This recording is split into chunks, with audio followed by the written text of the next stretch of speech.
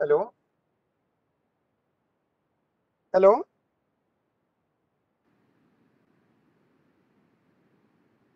Should we start the meeting, Gaurav?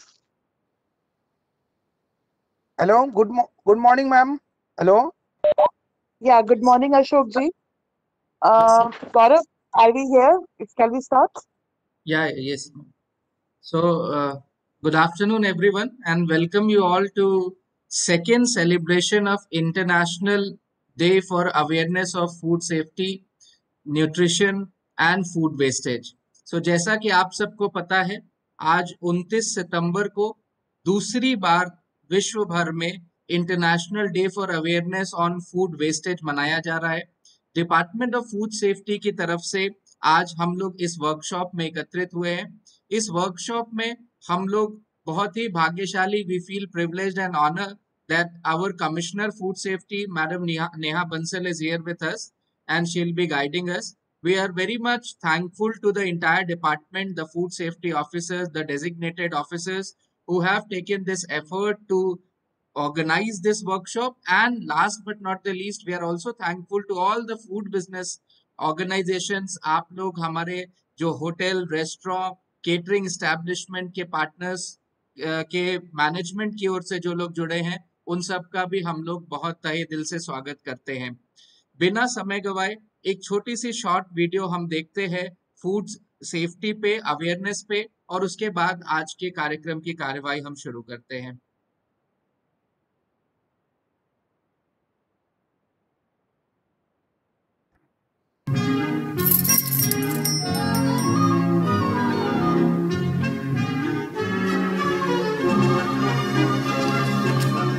Amongst us, in our homes and close to the food we eat, live some mysterious, tiny, yet extremely energetic creatures. Much smaller. These are microorganisms, extremely small living beings.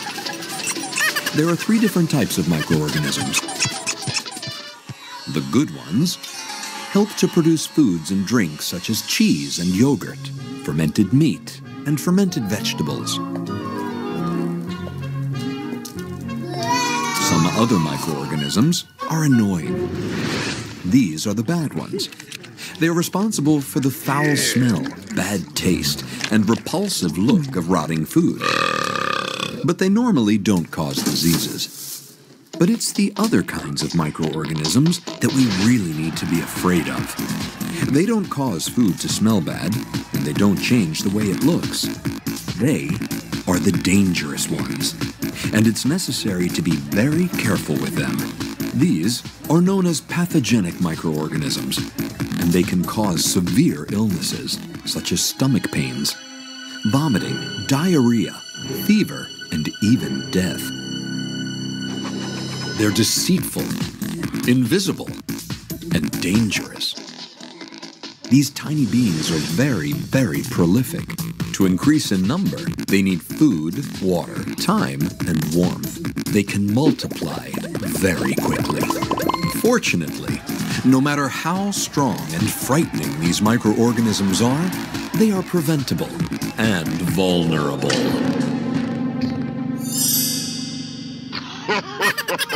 It takes as little as 5 simple rules, 5 behavior keys to get rid of them.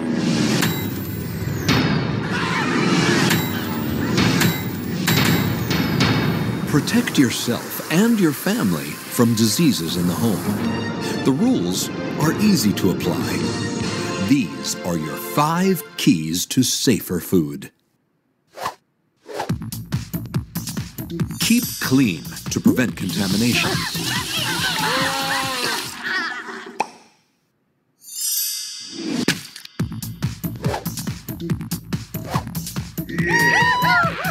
Separate raw and cooked foods to avoid cross-contamination. Cook thoroughly to kill microorganisms.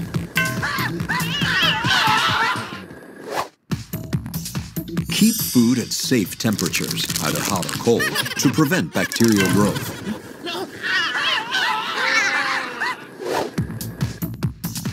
Use safe water and safe raw materials to avoid contamination.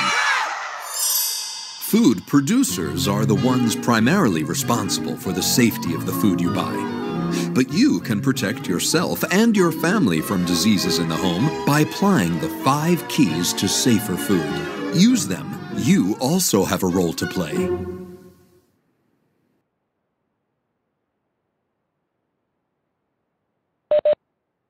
So with this small video, I welcome all the food businesses, and the video suggests that we have a greater responsibility to play even if the food is for donation.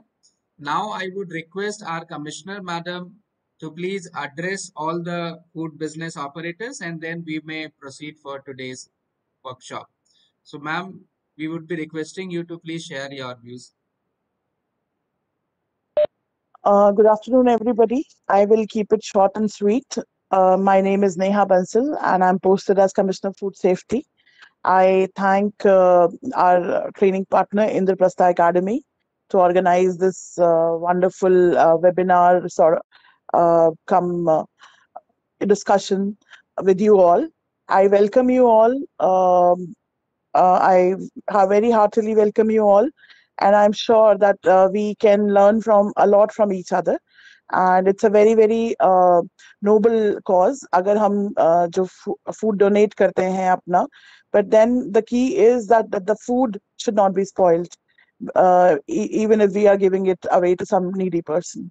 So I welcome you all the FBOs, the partner NGOs, the NGOs who have joined with us, the department itself, of course, and the media persons. Thank you so much for joining us. I'm sure आप लोग मुझसे ज़्यादा जानते हैं, इसलिए I'm here to learn here. So I welcome you all. That's all about it. Thank you so much. Thank you so much, ma'am, and it's really an honor for all of us for your presence. We know that you have spared time from your busy schedule. So thank you so much, ma'am, again. I would request Satish Gupta, sir, our designated officer, to present with us a small presentation on the activities and initiatives of the department. मैं आग्रह करूंगा Satish Gupta sir से कि हमारे department ने अभी सेहतमंद दिल्ली के अंतर्गत बहुत सारे इनिशिएटिव्स लिए हैं, कई सारे प्रोग्राम चलाए हैं, उसके बारे में हमारे फूड बिजनेसेस को, हमारे एनजीओ पार्टनर्स को, हमारे मीडिया पर्सन्स को ब्रीफ करें. Sir, over to you. Good evening, madam and other. I am Satish Gupta, DO Department of Food Safety, District South. आज आ रहा क्या? full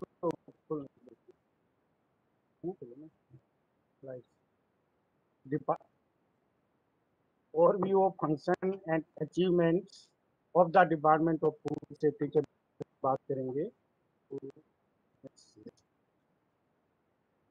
Function of department and few achievements taken by this department. Mr. Jogair, FS, will continue about this. Good afternoon to all. I am Mohammad Zubair, FSO from Delhi.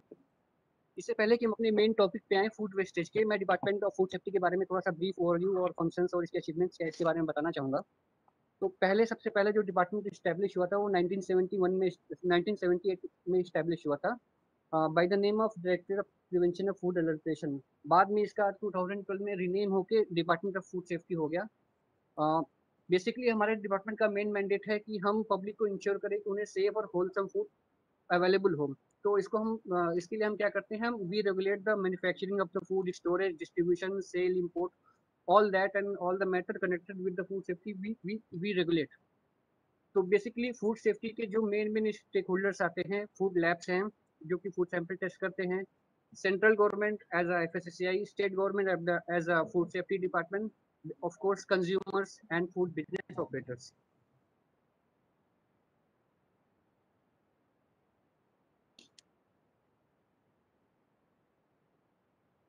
Next ये हमारे department का कुछ main functions है, जैसे कि department of food safety registration और license issue करता है फूड बिजनेस ऑपरेटर्स को। रजिस्ट्रेशन उनको जिसका टर्नओवर अप टू 12 लाख है उन्हें रजिस्ट्रेशन मिलता है, और जिनका टर्नओवर अप टू 20 करोड़ है उन्हें लाइसेंस हम इशू करते हैं। दूसरा हमारा मेन फंक्शन है कि मार्केट से फूड बिजनेस ऑपरेटर जो भी फूड आइटम को सेल कर रहे हैं, स्टोर कर रहे हैं, उनको हम सैंपल पिक करके लैब में टेस्ट करवाते हैं कि वो क्वालिटी जो फूड सेफ्टी के पैरामीटर्स हैं वो मीट कर रहे हैं कि नहीं कर रहे हैं। थर्ड फंक्शन है कि हम फूड बिजनेस प्रेमाइसेस का इंस्पेक्शन करते हैं, ताकि हमारे जो फूड सेफ्टी की हाइजीन लेवल का स्टैंडर्ड्स है वो मीट करें, जो भी कंज्यूमर्स को फूड मिले वो हाइजीनिक मिले। और इसी लाइन में से इसके लिए हम अवेयरनेस भी करते हैं, और इन्फोर्समेंट के तौर पे हम इम्प्रूवमेंट नोटिस है, शो कॉज नोटिस है, बीच बीच में फेस्टिवल्स आता है उसमें हम स्पेशल ड्राइव चलाते हैं। जैसे अभी करंट में हमारी कुट्टू की आटे की ड्राइव चल रही है नवरात्रि के फेस्टिवल को देखते हुए। और analysis of food of course, जो भी कस्टमर्स कंज्यूमर्स की कंप्लेन आती है उन्हें भी हम काइंडली रजिस्टर करके उनको डिस्पोज करते हैं। एक बहुत इंपॉर्टेंट फंक्शन डिपार्टमेंट का ये भी है कि वीवीआईपी ड्यूटीज, यानी कि जो भी हमारे प्रेसिडेंट के या प्राइम मिनिस्टर के गेस्ट होते हैं उनके लिए जो फूड मिले वो सेफ हो, तो उसको भी इंश्योर हम करते हैं, करके लैब में टेस्ट करते हैं। ऐसी सीजन प्रोहिबिशन और investigation all function of department of food. तो एक थोड़ा सा हम लाइसेंस रजिस्ट्रेशन के बारे में ब्रीफ कर देना चाहेंगे कि department of food safety presently जो भी लाइसेंस इशू कर रहा है होल प्रोसेस इज ऑनलाइन, और इसके लिए जो पोर्टल है फोर्स है FOSCOS, जो कि FSSAI का ओन पोर्टल है। इसके थ्रू सारा का सारा प्रोसेस रजिस्ट्रेशन और लाइसेंस का ऑनलाइन है, इवन पेमेंट भी ऑनलाइन है, टोटल कैशलेस। और इस FBOs को प्रमोट करने के लिए, ताकि वो लाइसेंस लेने में उन्हें कोई दिक्कत ना आए, हमने डिपार्टमेंट ने फैसिलिटेशन सेंटर भी स्टैब्लिश कर रखा है। ऑपरेटर्स होते हैं वहाँ FBOs आके अप्लाई करवा सकते हैं उनसे। एज ऑन 31 अगस्त 2021 तक जो एनसीटी ऑफ दिल्ली में टोटल एक्टिव लाइसेंस हैं वो है 23,1974, एंड एक्टिव रजिस्ट्रेशन है 58,821 है। नेक्स्ट है एक ब्रीफ ओवरव्यू सैंपल का हम देना चाहेंगे कि 2018-19 में डिपार्टमेंट ने जो फॉर्मल सैंपल उठाए थे वो 2461 है, सर्वेलेंस सैंपल है 1223 है। ऐसे ही 2019-20 का और 2021 का सेम, और अप्रैल 2021 से अगस्त 2021 में जो सैंपल उठे हैं वो है 756, और सर्विलेंस सैंपल है 873, जो कि इंड होते होते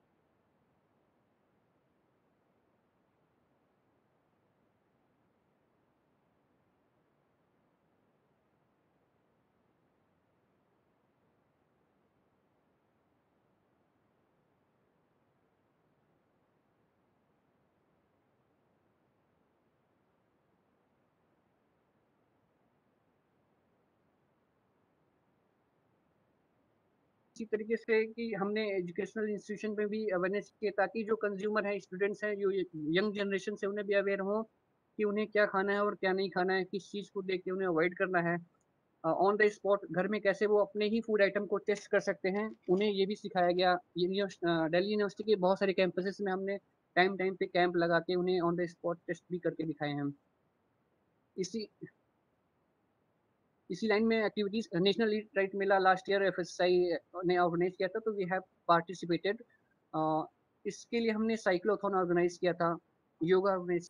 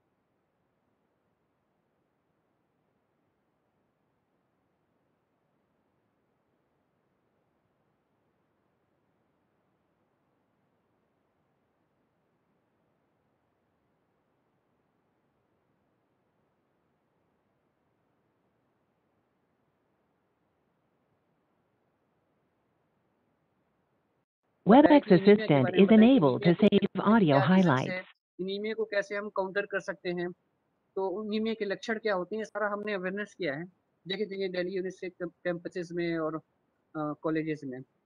ये कुछ ग्लिम्पसेस हैं, जैसे सर्वोदय कन्या विद्यालय है मयूर विहार में। Almost all the district has been already covered regarding anaemia awareness.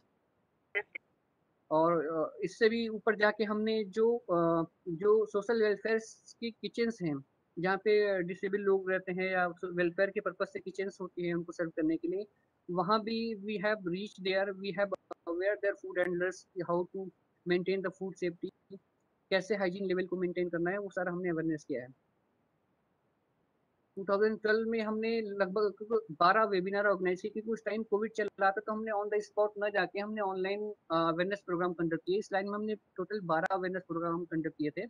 उनको फूड सेफ्टी के बारे में बताया, अलग अलग एफबीओस को हमने टारगेट किए, कभी रेस्टोरेंट वालों को किए, कभी कंज्यूमर को किए, कभी रिटेलर्स को किए। तो उनको हमने सारा कुछ कोरोना पैंडेमिक को उनके बारे में अवेयरनेस हमने की है, पब्लिक में भी और एफबीओस में भी। इसी तरीके से डिपार्टमेंट के पास फूड सेफ्टी ऑन व्हील है, जो कि बेसिकली एक मोबाइल लैब है, मोबाइल टेस्टिंग फैसिलिटी है। तो हम हर डिस्ट्रिक्ट में जा जाके एक रोस्टर होता है हमारा, जा जाके हम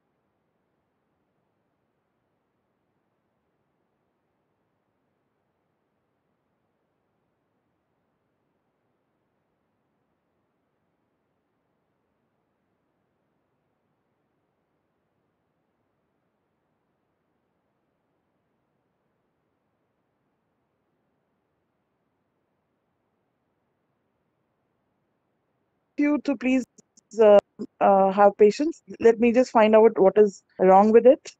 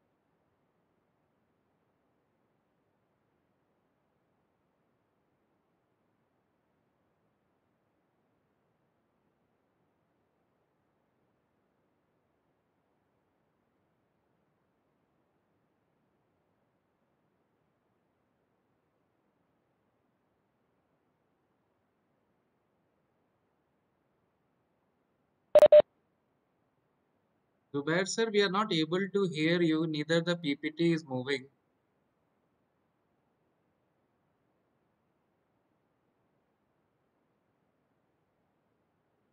Am I audible?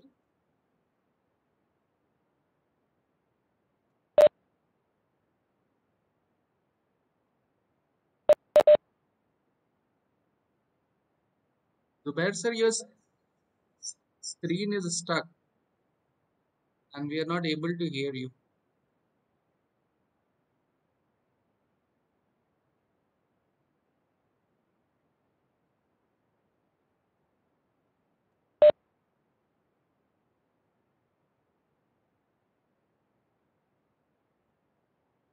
तेरे से करो यार, पहले और खोल लेना, आगे और खोल लेना कैमरा, चलाई नहीं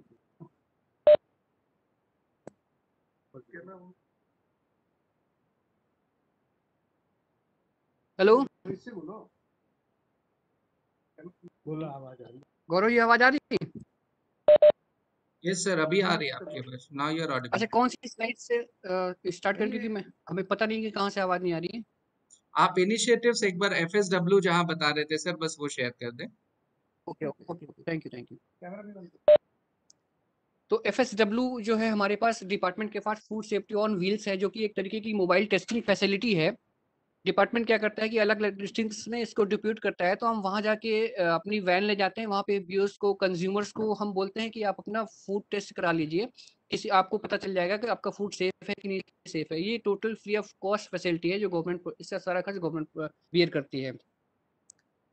अचीवमेंट्स की अगर हम बात करें 2021 की अचीवमेंट्स की बात करें तो अब तक दिल्ली में 5 ई ट्राइड कैंपसेस रिकॉग्नाइज हो सके हैं। बेसिकली ई ट्राइड कैंपसेस का मेन मकसद है कि हमारी वर्क प्लेस है, हॉस्पिटल्स की कैंटीन्स है, कैफेटेरिया है, कॉलेजेस के हैं, वो वहाँ पे जो फूड मिलता है, सर्व होता है, वहाँ पे एक हाइजीन लेवल और फूड का जो फूड सेफ्टी का जो स्टैंडर्ड है वहाँ पे इम्प्लीमेंट हो जाए। तो इस लाइन में डिपार्टमेंट ऑफ फूड सेफ्टी में टोटल 5 ई ट्राइड कैंपसेस को अब तक रिकॉग्नाइज करवाए हैं, जिसमें से श्री बालाजी एक्शन है, मैक्स पटपड़गंज है, मैक्स साकेत है, इंद्रप्रस्थ अपोलो है, महाराजा अग्रसेन हॉस्पिटल्स हैं, और और भी बहुत सारे हॉस्पिटल अंडर द पाइपलाइंस हैं जहाँ पे फूड सेफ्टी और ई ट्रेड कैंपस रिकॉग्नाइज करना है।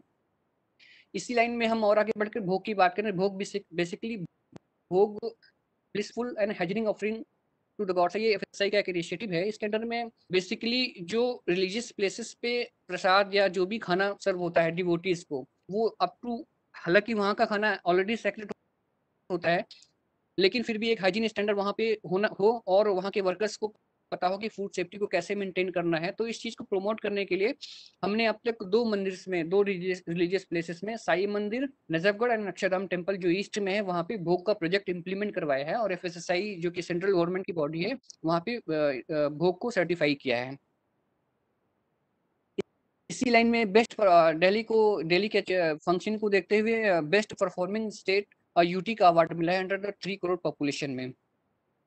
अभी करंट में ही फूड सेफ्टी अथॉरिटी ने फूड सेफ्टी इंडेक्स लॉन्च की है, जो कि एक इंटर स्टेट तरीके के कॉम्पिटिशन है। उनके कुछ पैरामीटर्स हैं जो बेस्ट परफॉर्मिंग स्टेट होते हैं, अच्छे, उनको रिकॉग्नाइज करने के लिए इंडेक्स लॉन्च किया है, जिसमें से दिल्ली को 3rd अवार्ड मिला है अंडर द यूटीज, यानी जितनी भी यूटीज है उसमें से टॉप 3 में top 3rd rank Delhi food safety department को अवार्ड हुआ है।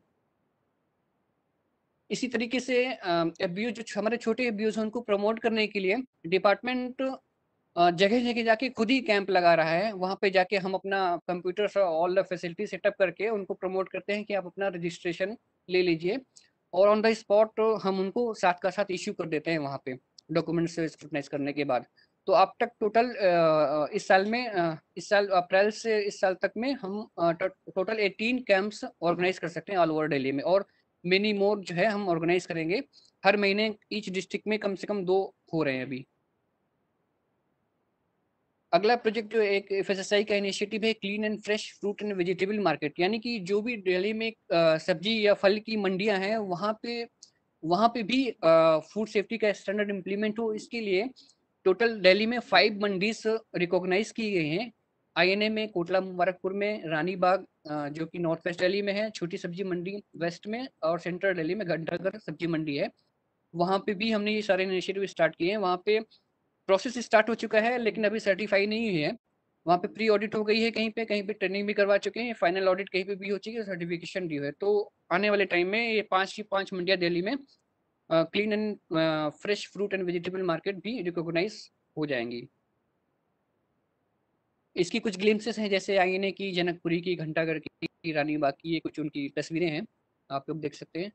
और fast track training, basically fast track training एक तरीके का FSSAI का इनिशिएटिव है, जिसमें क्या होता है, अलग अलग मॉड्यूल्स हैं कि जो फूड सेफ्टी जो फूड हैंडलर्स हैं, कम से कम उन्हें एक अप टू द लेवल तक फूड सेफ्टी की अवेयरनेस होनी चाहिए, ताकि वो डाउन द लाइन जो उनके नीचे वर्कर्स काम करते हैं उन्हें वो ट्रेन कर सकें। तो इसी कॉन्सेप्ट को लेके चलते हुए FSSAI ने फास्ट ट्रैक का एक कॉन्सेप्ट लॉन्च किया है, और जिसको कि स्टेट FDA यानी कि Delhi food safety department implement कर रहा है। और उसी लाइन में अभी हाल में ही साउथ ईस्ट डिस्ट्रिक्ट में एक अवेयरनेस प्रोग्राम ऑर्गेनाइज किया था फास्ट ट्रैक ट्रेनिंग सर्टिफिकेट का। Thank you. ये कुछ ब्रीफ एक्टिविटीज थी, डिपार्टमेंट इससे भी ज्यादा कर रहा है क्योंकि टाइम बहुत लिमिटेड था, इसलिए हर चीज को प्रेजेंट नहीं किया जा सकता। Thank you so much. So thank you so much, Zubair sir, for that wonderful description of the activities. जैसा कि हम सब लोगों ने देखा और सर ने भी बताया, हमारे फूड सेफ्टी ऑफिसर ने बताया कि डिपार्टमेंट ऑफ फूड सेफ्टी न केवल इन्फोर्समेंट एक्टिविटीज में बढ़ चढ़ के काम कर रहा है, बल्कि डिपार्टमेंट ने ईट राइट इनिशिएटिव्स के जितने भी आयाम हैं, चाहे वो हमारा ईट राइट कैंपस हो, चाहे हमारा भोग इनिशिएटिव जहां मंदिरों में जाके इस पहलू को देखा जाता है कि जो फूड है वहां पे जो चढ़ावा है, जो प्रसाद है, वो सेफ है, न्यूट्रिशियस है, चाहे होटल रेस्टोरेंट के लिए हाइजीन रेटिंग है, उन सभी पहलुओं पे हमारा डिपार्टमेंट बढ़ चढ़ के काम कर रहा है। और इसी कारण से ये है कि हमारे डिपार्टमेंट को अभी recently state food safety index में अवार्ड भी मिला। अब मैं आपको जैसा पता होगा कि आज के हमारे इस प्रोग्राम का एजेंडा फूड वेस्ट के बारे में और फूड शेयरिंग के बारे में है। तो मैं एक छोटी से आपको प्रेजेंटेशन दिखा रहा हूं। आज हम जो इंटरनेशनल फूड शेयरिंग या international day for awareness on food waste पे चर्चा कर रहे हैं, उसका बैकग्राउंड क्या है, क्यों हम लोग आज की वर्कशॉप में एकत्रित हुए हैं, और इस वर्कशॉप से हमारा ऑब्जेक्टिव क्या है, उसके बारे में थोड़ा सा हम एक ब्रीफ चर्चा कर लेते हैं।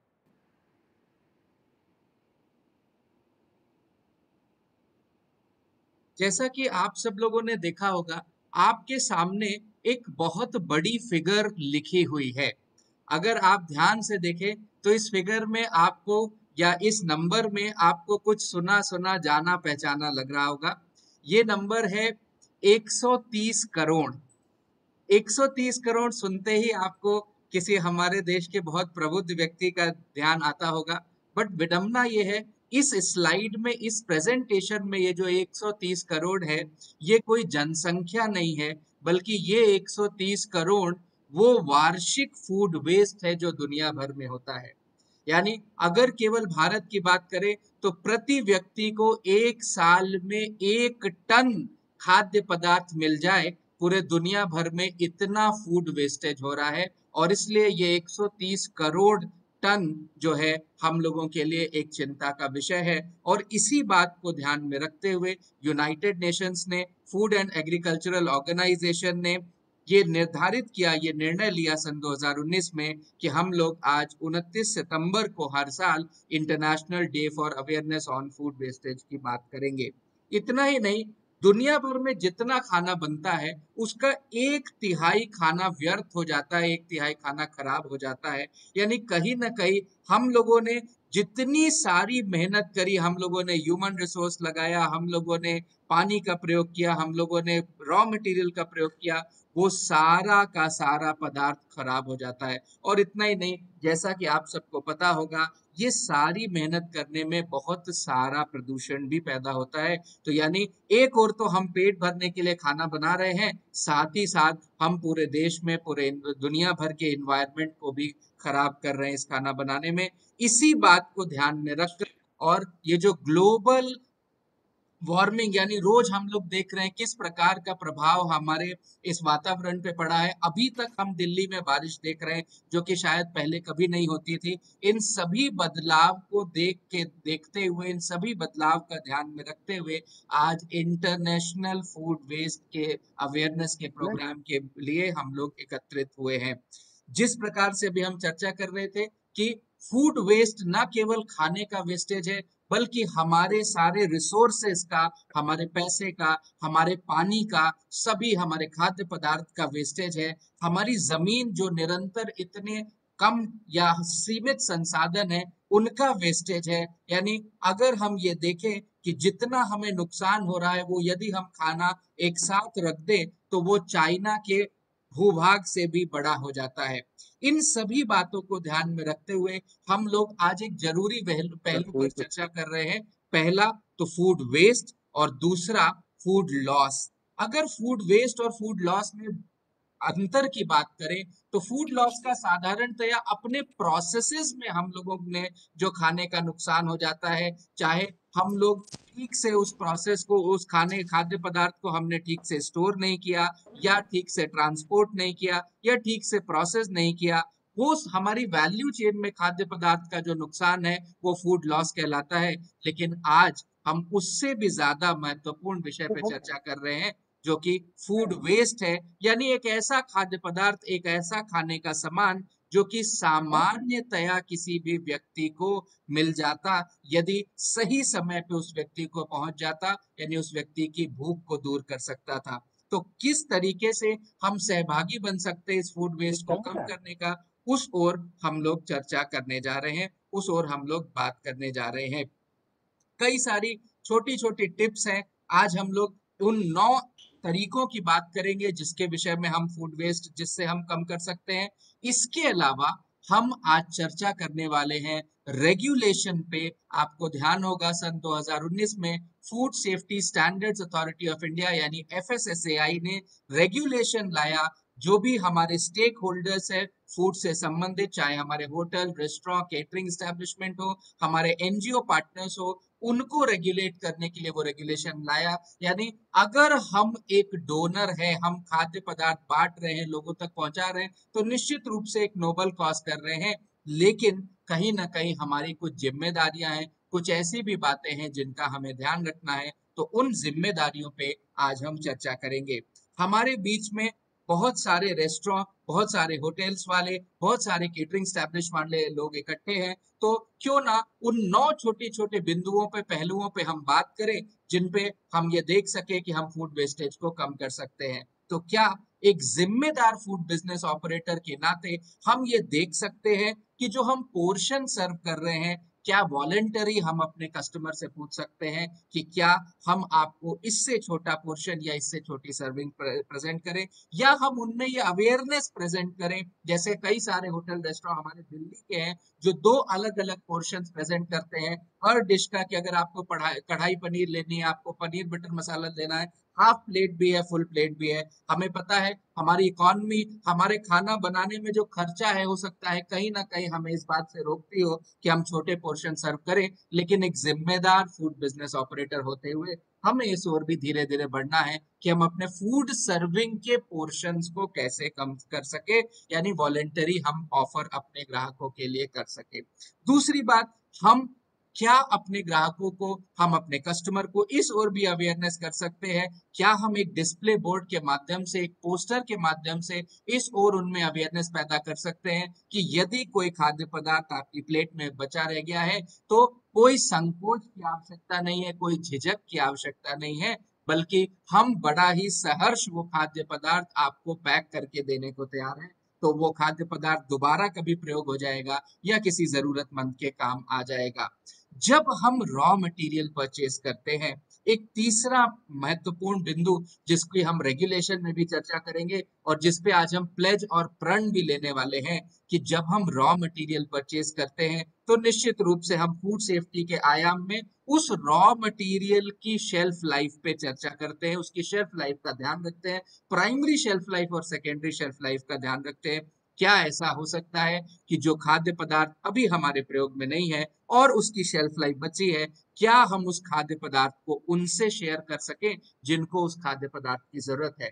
आज के वर्कशॉप में हमारे बहुत सारे ऐसे NGO पार्टनर्स जुड़े हुए हैं जिनको हम लोग आपसे कनेक्ट करेंगे। आप में से बहुत सारे ऐसे लोग होंगे जो उस बढ़े हुए, बचे हुए खाद्य पदार्थ को शेयर करना चाहते होंगे, लेकिन आपको पता नहीं हम आगे कैसे बढ़े, हम कैसे किसी जरूरतमंद तक उस खाद्य पदार्थ को पहुंचाएं।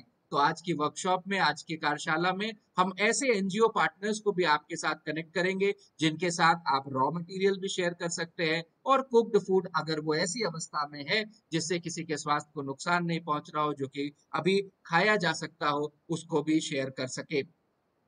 हम लोगों ने एक और मन में बड़ा संशय रहता है कि भाई हमारे कस्टमर्स, हमारे लोग हमेशा चमकते हुए फल सब्जियां ही पसंद करेंगे। हमें अपने कस्टमर्स के बीच में, हमें कंज्यूमर्स के बीच में, अपने सिटीजन्स के बीच में इस बात की भी अवेयरनेस पहुंचानी है कि जो चमकता है वो हमेशा हीरा नहीं होता। यानी जरूरी नहीं है कि सेब के ऊपर वैक्स लगा ही सेब खरीदा जाए, बल्कि एक कदम आगे बढ़ते हुए डिपार्टमेंट ने, एफएसएसएआई ने eat right vegetable and fruit market के माध्यम से मुहिम छेड़ी हुई है कि न केवल हम अपने फल एवं सब्जी के व्यापारियों को ये बताएंगे कि वैक्स का प्रयोग नहीं करना है, या केवल परमिटेड वैक्स जो बी वैक्स है उसी का प्रयोग करना है, पैराफिन वैक्स का प्रयोग नहीं करना जो स्वास्थ्य के लिए हानिकारक है, कैंसरस है, बल्कि हम अपने कंज्यूमर तक भी ये बात पहुंचाएंगे कि जरूरी नहीं कि जो चमकती हुई सब्जी है वही सबसे बेहतर सब्जी या वही सबसे बेहतर फल है। दूसरी, पांचवी और महत्वपूर्ण विषय जिस पे हम लोग आप सबका ध्यान आकृष्ट करना चाहते हैं वो आपके स्टोरेज के बारे में है। एक भ्रांति हम सबके मन में है कि यदि फ्रिज में कुछ स्टोर हुआ तो वो अनंत काल के तक चला जाएगा। ध्यान रखना है, कोई सी भी खाद्य पदार्थ हो, फ्रिज के अंदर उसका सेकेंडरी स्टोरेज पीरियड 12 घंटे होता है। आप में से जो लोग फूड टेक्नोलॉजी, फूड सेफ्टी के विषय में जानते होंगे, वहां आप जानते होंगे सेकेंडरी शेल्फ लाइफ के बारे में। यानी इसका ये मतलब नहीं कि यदि आपने कढ़ाई पनीर बनाई या आपने पनीर बटर मसाला बनाया या ग्रेवी बनाया या चटनी बनाई और उसको फ्रिज में तब तक रखे हुए जब तक वो खत्म नहीं हो जाती। तो किसी भी खाद्य पदार्थ की प्राइमरी शेल्फ लाइफ और सेकेंडरी शेल्फ लाइफ के विषय में आपको निरंतर सजग रहना है और उसकी शेल्फ लाइफ खत्म होने से पहले या तो वो जरूरतमंद व्यक्ति तक पहुंच जाए या आपके ग्राहकों तक पहुंच जाए, इस बात का आपको ध्यान रखना है। First in first out, first expired first out का ध्यान रखना है। आप लोगों में से बहुत सारे लोग अपने रॉ मटेरियल स्टेशन में इसका प्रयोग करते हैं, लेकिन जब भी हम लोगों ने, जब अमन जी, बिल्कुल हम पांचवें पॉइंट पे चर्चा कर लेते हैं दोबारा, और मुझे खुशी है इसकी बात की कि आप सजग हैं, आपने चैट में ये बात लिखी। पांचवें पॉइंट पे हमने ये कहा कि जब हम सेकेंडरी शेल्फ लाइफ की बात करते हैं तो कोई भी खाद्य पदार्थ यदि हम फ्रिज में रख रहे हैं या रेफ्रिजरेट कर रहे हैं या हम उसको चिलिंग के लिए रख रहे हैं, फ्रोजन फॉर्म में रख रहे हैं, तो उसकी शेल्फ लाइफ की जानकारी रखें। जैसे एक छोटा सा एग्जांपल देता हूं, कोई सा भी फ्रोजन फूड प्रोडक्ट है, कोई सा भी खाद्य पदार्थ जो फ्रोजन अवस्था में आता है वो -18 डिग्री सेल्सियस पे ही फ्रोजन अवस्था में रखना है। और साथ में आपको ये भी पता होगा कि वो खाद्य पदार्थ प्रयोग करने से पहले हमें थॉ करना होता है, THAW। थॉ क्यों करते हैं? क्योंकि अगर कोई खाद्य पदार्थ जैसे ये मटर है, अगर ये फ्रोजन फॉर्म में खाद्य पदार्थ है तो इसका मतलब इसके ऊपर का टेम्परेचर पे इसके ऊपर बर्फ जमी हुई है। अब अगर सीधे ये मटर आपने खाद्य पदार्थ में प्रयोग कर लिया, मटर पनीर में प्रयोग कर लिया, तो बहुत ज्यादा ऐसे चांसेस हैं कि अंदर का हिस्सा इसका कच्चा रह जाए, अनकुक्ड रह जाए या कम टेम्परेचर पे रह जाए और बाहर का हिस्सा ही पक जाए, जिससे आपके ग्राहकों को स्वाद में तो परेशानी होगी ही। पनीर में अक्सर वो बोलते हैं कि ये पनीर तो च्यूई हो गया, ये रबड़ जैसा हो गया, उसका कारण थॉइंग प्रोसीजर ठीक से ध्यान न रखना है। ये मैंने आपको एक एग्जांपल दिया कि जब भी आप फ्रोजन प्रोडक्ट प्रयोग करेंगे तो 3 तरीके के थॉइंग प्रोसीजर है हमारे, रेफ्रिजरेटर के माध्यम से, माइक्रोवेव के माध्यम से और रनिंग वाटर के माध्यम से। लेकिन आज के सत्र का मुख्य उद्देश्य उसके बारे में कम और इसके बारे में ज्यादा चर्चा करना है कि जब आपने कोई खाद्य पदार्थ रेफ्रिजरेटर में रखा तो वो फ्रिज में या आपके चिलर में कितने समय रह सकता है, इसका ध्यान रखें। आप में से बहुत सारे होटल रेस्टोरेंट में जब हमने कोल्ड स्टोरेज ऑडिट्स में देखा तो आपने 12 घंटे का एक जैसा स्टोरेज या 24 घंटे का एक जैसा स्टोरेज सभी खाद्य पदार्थों के लिए कर दिया था। यानी फल सब्जी आई ताजी, उसको भी आपने रेफ्रिजरेट किया और कहा इसको 24 घंटे में प्रयोग कर लेंगे, और जो समोसा आपने बना के रखा जिसके अंदर आलू भर के रखा उसको भी कहा कि हम 24 घंटे में प्रयोग कर लेंगे। तो ये कहीं ना कहीं उस खाद्य पदार्थ की सेफ्टी के साथ भी कॉम्प्रोमाइज है। और हो सकता है कि आपने देखा कि भाई अरे ये तो समोसा हमने रखा था, समोसा फ्राई होने से पहले इसको रखा हुआ था सेमी कुक्ड स्टेज में, लेकिन ये खाद्य पदार्थ खराब हो गया, हमने फेंक दिया। तो फूड सेफ्टी का तो नुकसान हुआ ही हुआ, साथ में हमारे जो जिस जरूरतमंद या जिस व्यक्ति को पहुंच सकता था वो भी बचा और पैसे का तो नुकसान हुआ ही। तो सेकेंडरी शेल्फ लाइफ किसी भी खाद्य पदार्थ की बहुत जरूरी है। ये पांचवा हम लोग पॉइंट की बात कर रहे थे। फर्स्ट इन फर्स्ट आउट की बात हम करते हैं। आप में से बहुत सारे लोग लेबल्स का प्रयोग करते हैं, छोटे छोटे मार्कर्स का प्रयोग करते हैं, वो एक बेस्ट प्रैक्टिस है। आप लोग में से बहुत सारे लोग ये कहते हैं हमारे जब फूड सेफ्टी ऑफिसर्स आपके ऑडिट में जाते हैं कि जी हमें पता है जो पहले एक्सपायर होगा उसको पहले निकाल देंगे। आपको पता हो सकता है आपके दूसरे सेकंड इन लाइन को व्यक्ति को पता हो सकता है, लेकिन अब जैसे दीपक चंद्रा जी के पीछे से जो हमारे फूड हैंडलर झांक रहे थे, उनको ये जानकारी कम हो सकता है कि फर्स्ट इन फर्स्ट आउट या फर्स्ट एक्सपायर्ड फर्स्ट आउट की हम जानकारी कैसे रखें। तो उनकी जानकारी के लिए आपको उस पर एक लेबल लगाना चाहिए कि भाई ये खाद्य पदार्थ इतने समय तक प्रयोग हो जाना है। आपको अमन गुप्ता जी पूछ रहे हैं, इज इट कंपल्सरी? जी अमन गुप्ता जी, जब हमारे ऑफिसर शेड्यूल 4 की इंस्पेक्शन करते हैं तो वो इन सारे विषयों पे ध्यान रखते हैं, इन सारे विषयों के कंप्लायंस का ध्यान रखते हैं। डेट की हमने बात की, लेबल को पढ़ना कंज्यूमर के लिए जितना जरूरी है उससे ज्यादा जरूरी आपके लिए, प्रोड्यूसर के लिए जरूरी है। लेबल से तीन मुख्य विषय, बिल्कुल तुषार जी, लेबल से तीन मुख्य, okay thank you Aman ji. So label के विषय में तीन मुख्य बातें आप समझिए। लेबल हमें यूजेबल पीरियड तो बताता ही है, लेबल हमें ये तो बताता ही है कि शेल्फ की इसका सप्लायर कौन है, लेकिन सबसे महत्वपूर्ण बात जो लेबल के विषय में आपको जाननी है, 17 नवंबर 2021 से हमारे देश में एलर्जन मैनेजमेंट के कानून लागू होने जा रहे हैं। यानी 17 नवंबर 2021 से न केवल आपके मेन्यू कार्ड पे बल्कि आपके डिस्प्ले बोर्ड पे भी ये लिखना आवश्यक हो जाएगा कि इस खाद्य पदार्थ में कोई ऐसा पदार्थ तो नहीं है जिससे किसी को एलर्जी हो सके। हमारे देश में 8 एलर्जन मटेरियल निर्धारित किए गए हैं, तो एक रिस्पॉन्सिबल फूड बिजनेस ऑपरेटर होते हुए आपको इस चीज का निर्धारण करना पड़ेगा कि न केवल आप उस खाद्य पदार्थ को ऐसे हैंडल करें कि एलर्जन का कंटामिनेशन, क्रॉस कंटामिनेशन रुके, बल्कि साथ ही साथ अपने ग्राहकों को, अपने कंज्यूमर को भी ये बताएं कि इस खाद्य पदार्थ में ये एलर्जन मटेरियल है। जैसे मिल्क सॉलिड की बात करते, किसी ने आपसे सैंडविच मांगा, आपने मेयोनीज वाला सैंडविच उनको दे दिया, लेकिन जब मेयोनीज वाला सैंडविच दिया उस मेयोनीज में मिल्क सॉलिड हो सकता है। अब मिल्क सॉलिड एक एलर्जन प्रोडक्ट है, आपके ग्राहक को तो ये बात नहीं पता। आप एक जिम्मेदार फूड बिजनेस ऑपरेटर होते हुए जैसे ही वो इंग्रेडिएंट आपके पास आया था, आपने उसको पढ़ लिया था इंग्रेडिएंट लिस्ट में कि इसमें मिल्क सॉलिड है, आपने अपने मेन्यू कार्ड में, आपने अपने डिस्प्ले बोर्ड पे जब भी वो प्रोडक्ट लिखा, आपने साथ में लिखा कि कंटेन्स मिल्क सॉलिड। आज की तारीख में तो ये बेस्ट प्रैक्टिस है, 17 नवंबर 2021 से ये मैंडेटरी हो जाएगा, कानूनी रूप से आपको इसका पालन करना आवश्यक हो जाएगा। कभी कभी ऐसे भी खाद्य पदार्थ होते हैं जो कितनी भी हम मेहनत करें, कितनी भी कोशिश करें, अपनी यूजेबल पीरियड खत्म हो जाती है।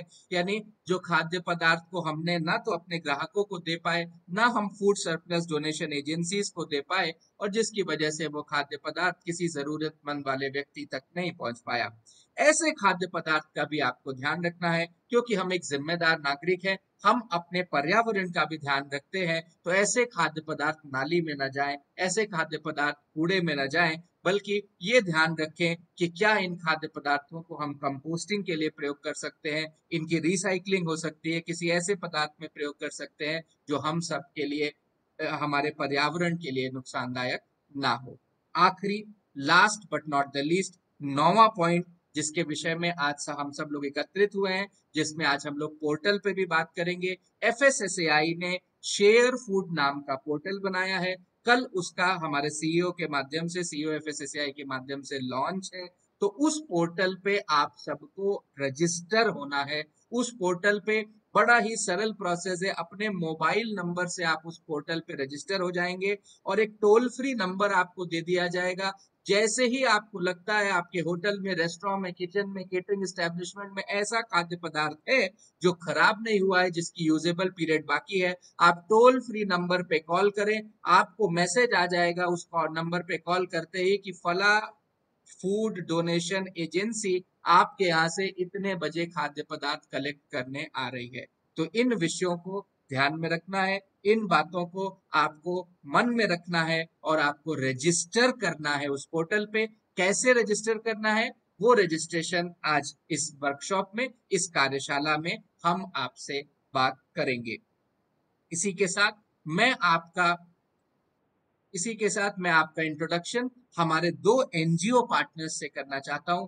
आज के सत्र में हमारे 30 से 40 एनजीओ पार्टनर्स जुड़े हैं, लेकिन हम 2 एनजीओ पार्टनर्स से आज चर्चा करना चाह रहे हैं जो आपसे शेयर करेंगे वो किस तरीके से दिल्ली में काम कर रहे हैं, आप उनसे कैसे जुड़ सकते हैं। और फिर आज के सत्र के आखिरी में ऐसा नहीं है कि केवल आपको सुनना है, बल्कि हम आपके बड़े बहुत सारे अनुभव पे चर्चा करेंगे। यदि खाद्य सुरक्षा से संबंधित आप कोई बात, कोई अनुभव शेयर करना चाहते हैं, अपनी बात रखना चाहते हैं, तो उस पे भी हम लोग चर्चा करेंगे। मैं आपको एक शॉर्ट फिल्म के माध्यम से हमारे एनजीओ पार्टनर दिल्ली लंगर सेवा सोसाइटी को इंट्रोड्यूस करता हूं। उसके बाद वो आके आपसे 2 मिनट में अपनी बात रखेंगे और फिर हम आज का कार्यक्रम आगे बढ़ाते हैं।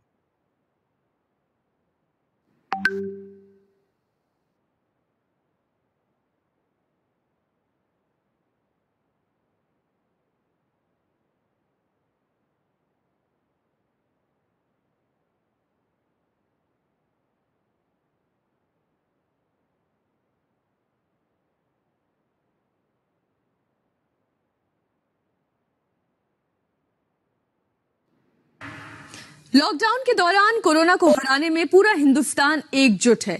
रोजी बंद होने की वजह से कोई रोटी से वंचित न रह जाए, इसके लिए तमाम सरकारी, निजी और स्वयंसेवी संस्थाओं की तरह दिल्ली की लंगर सेवा समिति भी अन्नदान का नॉन स्टॉप काम कर रही है। लॉकडाउन में भूख को खत्म करने का रामबाण है लंगर। सिख धर्म में लंगर को सेवा का बहुत बड़ा जरिया माना गया है, लेकिन लॉकडाउन में लंगर अलग तरह से चल रहा है। दिल्ली के लंगर सेवा समिति के जरिए अब खाना जरूरतमंदों के पास सीधे पहुंच रहा है।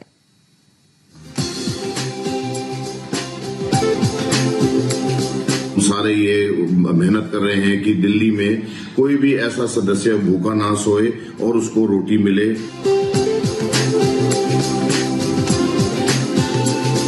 जहां तक हम जब तक कर सकते हैं हम इसको जारी रखेंगे।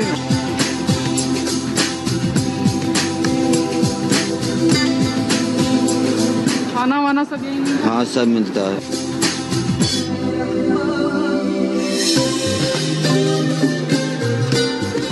दिल्ली लंगर सेवा समिति ने लॉकडाउन 1 में 5 लाख लोगों को खाना खिलाया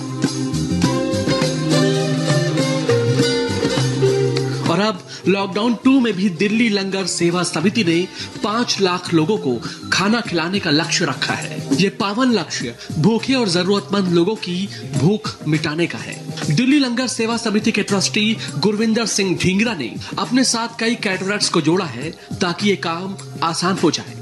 जेपीएस आर्ट किचन कैटरर्स लंगर सेवा समिति के साथ जुड़ी हुई है और हमने इस कैटरर के कम्युनिटी किचन का दौरा भी किया।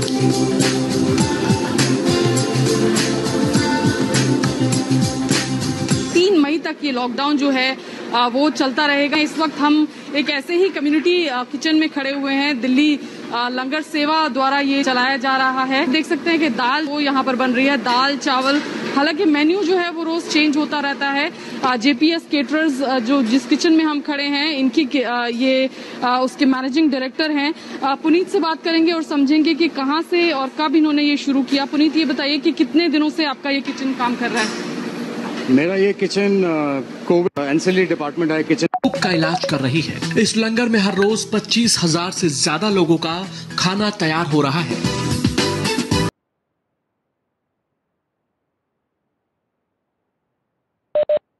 तो मैं आग्रह करता हूं हमारे दिल्ली लंगर सेवा सोसाइटी से विकी ढींगरा जी, अगर आप हो तो आप अनम्यूट करके एक बार लोगों को बताएं आपसे कैसे जुड़ सकते हैं।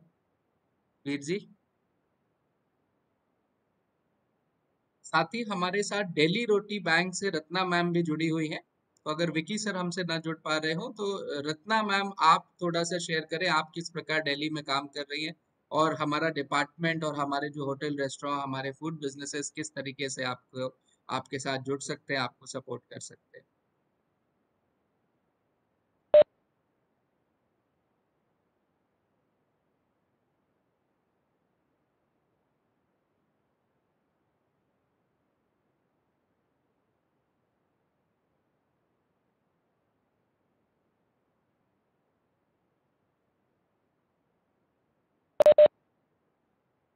रत्ना हजारा मैम, आप अनम्यूट करें, आप को होस्ट हैं। विकी सर, आप भी को होस्ट हैं, आप अनम्यूट कर सकते हैं।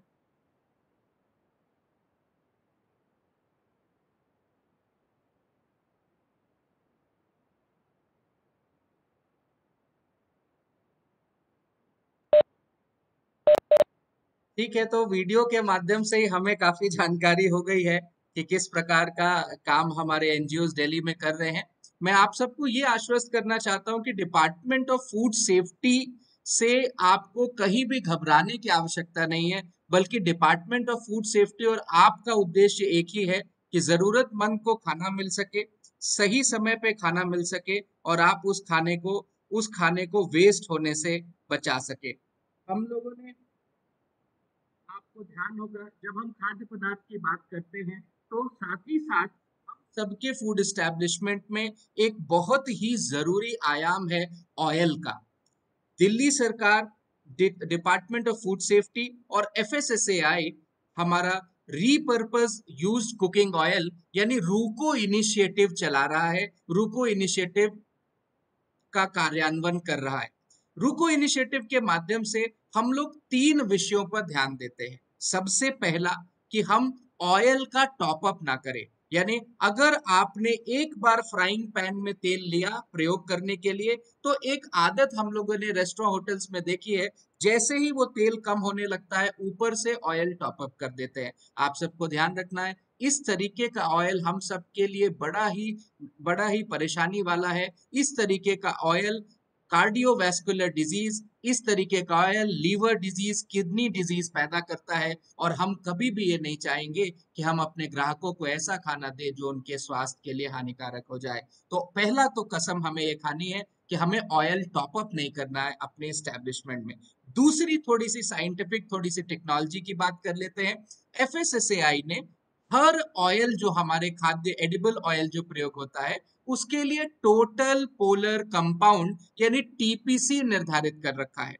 टीपीसी 25 से ज्यादा किसी भी ऑयल में नहीं होना चाहिए। तो हमारे फूड एस्टेब्लिशमेंट में जिनके पास रिसोर्सेज हो, जो सामर्थ्य हो, आप लोग टीपीसी मीटर का यदि प्रयोग करें तो जिससे आप इस चीज को रेगुलेट कर पाएंगे कि वो ऑयल हम सब लोग ऐसा ऑयल कहीं अपने लोगों को ना दे दें जो कि उनके स्वास्थ्य के लिए हानिकारक हो जाए। तीसरा विषय हम जिस पे चर्चा करना चाहते हैं कि जो खाद्य पदार्थ है, वो खाद्य पदार्थ जो भी हमारा ऑयल है, वो ऑयल डिस्कार्ड जब हम करते हैं तो उसका भी ध्यान रखना है। जब हमने देखा, आप लोगों क्या ऑडिट्स किया, विजिट किया, उस समय हमने देखा कि आप में से बड़े सारे लोग या तो ऑयल ड्रेन नालियों में बहा दे रहे हैं या ऑयल किसी ऐसी एजेंसी को दे रहे हैं जो कि रजिस्टर्ड नहीं है। विडंबना ये है, परेशानी ये है, ऐसी एजेंसी उस तेल में, उस ऑयल में साफ तेल मिला के, वो ऑयल देखने में तो ठीक लगने लगता है और दोबारा किसी ऐसी छोटी इटरी को बेच देते हैं जो कि फिर समोसा, ब्रेड पकौड़ा उसमें तल के हमें आपको ही खिलाते हैं और अंततः वो हमें ही नुकसान हो जाता है। तो हमें ये भी ध्यान रखना है कि डिस्कार्ड ऑयल एनवायरमेंट के लिए भी ना परेशानी हो और ना ही दोबारा से हमारी वैल्यू चेन में आ पाए। तो मैं आग्रह करता हूं हमारे प्रवीण सर से, जो हमारे दिल्ली के नोडल ऑफिसर भी हैं रूको इनिशिएटिव से। प्रवीण सर, एक बार रूको पे आप एक छोटा सा प्रेजेंटेशन हम सबसे शेयर कर लें।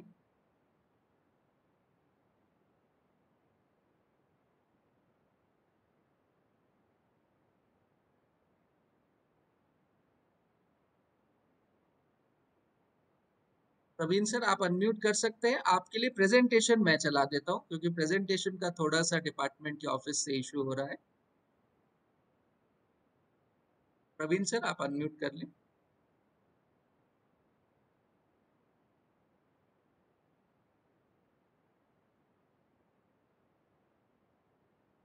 हमारे food safety officer Praveen sir ji, आपका अनम्यूट का आइकन तो दिख रहा है लेकिन आपकी आवाज नहीं आ रही। नमस्कार, आप सभी का स्वागत है इस अवेयरनेस प्रोग्राम में। तो जैसे कि आपको श्री गौरव जी ने बताया कि एक रूको इनिशिएटिव जो दिल्ली और समस्त दिल्ली और पूरे भारत में भी चल रहा है, तो रूको के लिए हम लोग जिस तरह से काम कर रहे हैं, उसके साथ में हमारे साथ एक FSSAI ऑथराइज्ड एग्रीगेटर भी है। उस एग्रीगेटर के साथ में मिलके आपको और फूड सेफ्टी डिपार्टमेंट को काम करना है। रुको एक्चुअल में क्या है, खास करके जो हम कह लें कि जो फ्राइंग वाले फूड बिजनेस ऑपरेटर्स है, जो ऑयल फ्राई करते हैं या नमकीन बनाते हैं या समोसे, कचौरी, पूरी, ये जो FBOs है, जितने भी फूड बिजनेस ऑपरेटर्स है, उन लोगों को खास करके इस चीज का ध्यान देना है। रुको बेसिकली क्या है, जैसे कि गौरव जी ने बताया कि जब बार बार हम तेल को फ्राई करते हैं तो उनका जो बायोलॉजिकल या बायोकेमिकल या बायोकेमिस्ट्रिकल कंपोजिशन चेंज हो जाता है। आपने कभी अनुभव किया होगा, कहीं कहीं आपने जहाँ कचौरी समोसे कभी खाते होंगे, तो कभी कभी पूरी खाने के बाद में आपको गले में कुछ खरखराहट सी होती है, कुछ गला पकड़ सा जाता है। वो बेसिकली इसलिए होता है कि वो जो जिस तेल में वो पूरी या फिर कचौरी समोसे तले गए हैं, वो तेल बार बार फ्राई हुआ है, बार बार यूज किया गया है। अब कितनी बार यूज करना है तेल, कितनी बार आप फ्राई कर सकते हो पूरी को, समोसे को, या फिर फ्रेंच फ्राइज को या पकोड़ों को, वो एक्चुअली में 3 बार कर सकते हैं। जैसे कि आपने एक बार फ्लेम ऑन की, आपने एक बार 15-20 समोसे तले और फिर बंद कर दी फ्लेम, फिर फ्लेम ऑन की, फिर 15-20 समोसे तले, फिर बंद कर दी। अब ये जो तीसरी बार का जो ऑयल बचता है, वो आपको एक कंटेनर में इकट्ठा करके रख लेना है। अब ये जब आपके पास में ऑयल बचेगा, उसका आप करेंगे क्या? तो मैंने एक शब्द यूज किया था, एग्रीगेटर। FSSAI द्वारा अथोराइज एग्रीगेटर दिल्ली में काम कर रहे हैं। हम उन एग्रीगेटर्स के साथ में काम करते हैं। जैसे कि अभी हमारे पास में एक एग्रीगेटर है, blue stone energy private limited. वो क्या करते हैं कि आपको कंटेनर भी देंगे, आपको लॉजिस्टिक भी प्रोवाइड कराएंगे, ट्रांसपोर्टेशन भी प्रोवाइड कराएंगे, और एक पर्टिकुलर रेट पर आपसे ये फ्राइड ऑयल, जो कि यूज्ड कुकिंग ऑयल जिसको बोलते हैं, या फिर आप रुको जिसका नाम हमने रखा है, उसको अगर देते हैं तो एक फिक्स प्राइस पर आपको उसका प्राइस भी मिलेगा। तो डिस्कार्ड करना यानी कि उस ऑयल को, उस यूज्ड ऑयल को आपको किस तरह से डिस्पोज ऑफ करना है, वो हम लोगों के साथ में और एग्रीगेटर के साथ में मिलकर आप लोगों को इस चीज को मॉनिटर करना है और इस मतलब पूरी प्रक्रिया को देखना है। अब वो एग्रीगेटर आपके पास कैसे पहुंचेंगे, या फिर फूड सेफ्टी डिपार्टमेंट को कैसे पता चलेगा कि आप उस फ्राइंग में या उस फ्राइंग एक्टिविटी में इन्वॉल्व है? तो आपको जब भी कोई फूड सेफ्टी ऑफिसर आपके यहाँ विजिट करने आए, तो बताइए कि हम इतना तेल दिन भर में यूज करते हैं और इतना लास्ट में बचता है। तो वो फिर क्या करेंगे, आपको एक मतलब FBO पोर्टल है आप लोगों के लिए रुको का, उस पर एनरोल करवा देंगे या एनरोल करने की प्रोसेस को समझा देंगे, ताकि आप आराम से घर बैठे बैठे लैपटॉप पे, अपने मोबाइल पे, अपने डेस्कटॉप पर एनरोल कर सकते हैं। जैसे ही आपने एनरोल किया तो ये डेटाबेस सीधे सीधे एक FSSAI अथोराइज एग्रीगेटर के पास पहुंच जाता है, और फिर वो आपसे संपर्क करता है, एक एग्रीमेंट साइन करते हैं, और वो बैरल यानी कि जो कंटेनर है वो रख के चले जाते हैं। एक पर्टिकुलर टाइम के बाद में जब वो बैरल भर जाता है, तो आप उनको सिर्फ एक कॉल कर देते हैं कि साहब हमारा बैरल भर गया है, जो आपने प्रोवाइड कराया था, आप इनको ले जाइए। तो वो उस बैरल को ले जाएंगे, और जैसा भी आपका और उनके बीच का जो भी एग्रीमेंट होगा कि आप मतलब फोर्टनाइटली पेमेंट चाह रहे हैं या मंथली पेमेंट चाह रहे हैं, तो वो उस हिसाब से आप लोगों को वो पेमेंट कर देंगे। अब ये रुको को डिस्कार्ड करना या फिर यूज्ड कुकिंग ऑयल को डिस्कार्ड करना क्यों ज्यादा जरूरी हो जाता है प्रॉपर वे में?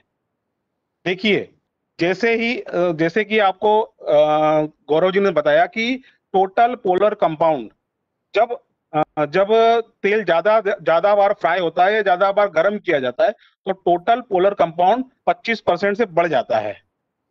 इससे क्या होता है, इससे जैसे कि कार्डियोवैस्कुलर डिसीज हो जाती है, हाइपरटेंशन हो जाता है, ये अन्य बहुत सारी ऐसी बीमारियां हैं जो इससे एसोसिएटेड, डायरेक्टली एसोसिएटेड, इनडायरेक्टली नहीं, डायरेक्टली एसोसिएटेड है ये सारी बीमारियां। तो आपको अपनी हेल्थ और आपके कस्टमर्स की हेल्थ, पब्लिक हेल्थ का भी ध्यान रखना है इसके जरिए। अब आप पहचानेंगे कैसे कि ये ऑयल थोड़ा हमारा खराब हो गया या TPC की वैल्यू ज्यादा हो गई है? तो इसमें कुछ चेंजेस आते हैं। आप स्क्रीन पर देख रहे होंगे, जो लेफ्ट में स्क्रीन पे जो बॉक्स बना हुआ है जिसमें फ्रेश ऑयल लिखा है, उस तेल को देखिए, और जो रिपीटेड फ्राइंग ऑयल वाला जो बॉक्स बना हुआ है उस तेल को देखिए। जब भी तेल ज्यादा बार 3 या 4 बार फ्राई हो जाता है तो वो हल्का सा काला हो जाता है और उसमें झाग बनना शुरू हो जाता है। तो उसका मतलब उसका जो फिजिकल स्ट्रक्चर है वो चेंज होना शुरू हो जाता है। इसका मतलब जो उसका बायोकेमिकल स्ट्रक्चर है वो भी चेंज होना शुरू हो जाता है। तो आपको अगर टीपी मीटर आपके पास या टोटल पोलर कंपाउंड मीटर नहीं है आपके पास में, तो आप फिजिकल भी आप इतना अनुभव कर सकते हो। और आप तो बहुत पुराने से काम कर रहे हो इस फील्ड में, तो आपको इतना अनुभव हो गया होगा कि तेल कब काला पड़ना शुरू हो जाता है या कितनी देर हीट करते हैं तो काला पड़ना शुरू हो जाता है। तो आपको इस चीज का जरूर ध्यान रखना है, क्योंकि अब इसके भी नियम और कानून बन गए हैं कि आपके पास जो कढ़ाई में फ्राइड ऑयल है या यूज्ड ऑयल है वो आपको प्रॉपर डिस्कार्ड करना है। अदरवाइज अगर आप यूज करते पाए जाते हैं तो उसके सैंपलिंग होती है, तो उसका इन्फोर्समेंट एक अलग इफेक्ट है। तो उससे अच्छा ये है कि आप प्रॉपर वे में इसका डिस्कार्ड करिए। आप किसी भी छोटे वेंडर को इसको नहीं बेचना है, आपने ना किसी कबाड़ी वाले को बेचना है। ये एक FSSAI अथोराइज एग्रीगेटर के थ्रू ही डिस्पोज ऑफ होगा। ये नियम कायदे कानून बने हुए हैं, इसके तहत ही आपको खास करके इस मामले में जरूर चलना है किसी भी हालत में। कारण ये है कि कोई भी आपको मतलब इन्फोर्समेंट एक्टिविटी में ना आप पढ़े, ना आपको कुछ ऐसा लगे कि नहीं ये चीज तो हमें पता नहीं थी। अब चूंकि आज के बाद आप लोगों को अवेयर है, आप अपने आसपास के साथियों को बताइए कि यूज कुकिंग ऑयल को हमें ना ड्रेनेज में फेंकना है, उससे भी हमारे एनवायरनमेंट को इफेक्ट होता है, उससे भी पॉल्यूशन होता है। और ना हमें कबाड़ी को देना है, ना हमें छोटे एफबीओ को देना है। छोटे एफबीओ को क्यों नहीं देना है? क्योंकि छोटे एफबीओ क्या करते हैं, वही आपका यूज्ड ऑयल छान कर, जो कि साप्ताहिक हाट लगते हैं, साप्ताहिक बाजार लगते हैं, उसमें यूज करते हैं। उसी में छोले भटूरे तल रहे हैं, उसी में पकोड़े तल रहे हैं, उसी में समोसे तल रहे हैं और वो साप्ताहिक हाट में बेच के चले जाते हैं। लेकिन जो उनके द्वारा बनाई गई वस्तुओं को खा लिया जाता है, तब वहां की पब्लिक को, वहां की जनरल पब्लिक को ये फिर एडवर्स इफेक्ट करता है। तो इस चीज का आपको ध्यान रखना है। और आपके पास एग्रीगेटर आएंगे, आपको एग्रीगेटर के पास चल के नहीं जाना है, तो उसकी चिंता आपको नहीं करना है कि कि मेरे पास में वो एग्रीगेटर या कलेक्टर या फिर कलेक्शन करने वाला, ऑयल कलेक्शन करने वाला एजेंसी कैसे आएगा। तो इस तरह से रूको का एक छोटा सा अवेयरनेस स्लाइड्स थी, तीन स्लाइड्स थी जो आपको गौरव जी के माध्यम से, मेरे माध्यम से पता चली है। इसको आपको कंप्लाई जरूर करना है और आपको लिंक में रहना है एग्रीगेटर के साथ भी और फूड सेफ्टी डिपार्टमेंट के साथ भी। गौरव जी धन्यवाद।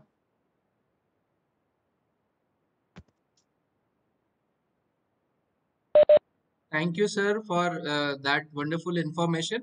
और आप सब लोगों को आग्रह है, FSSAI का रूको पोर्टल भी है, उस पोर्टल को आप विजिट करें। एक हमारे रेगुलेशन में इंपॉर्टेंट जानकारी डॉक्यूमेंटेशन की है, तो जरूर है कि ऑयल डिस्कार्ड कैसे करना है, ये तो करना ही है।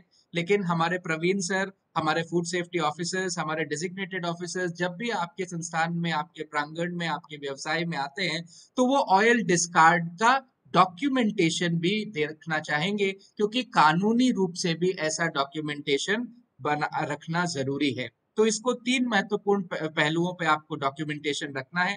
पहला, कितना ऑयल प्रतिदिन आप प्रयोग कर रहे हैं। बड़ा सिंपल सा एक टेबल बना लीजिए, कोई रॉकेट साइंस नहीं है, कोई आपको अलग से कोई विशेष कागजात की जरूरत नहीं। 4-5 पॉइंट का टेबल, प्रतिदिन कितना ऑयल प्रयोग कर रहे हैं।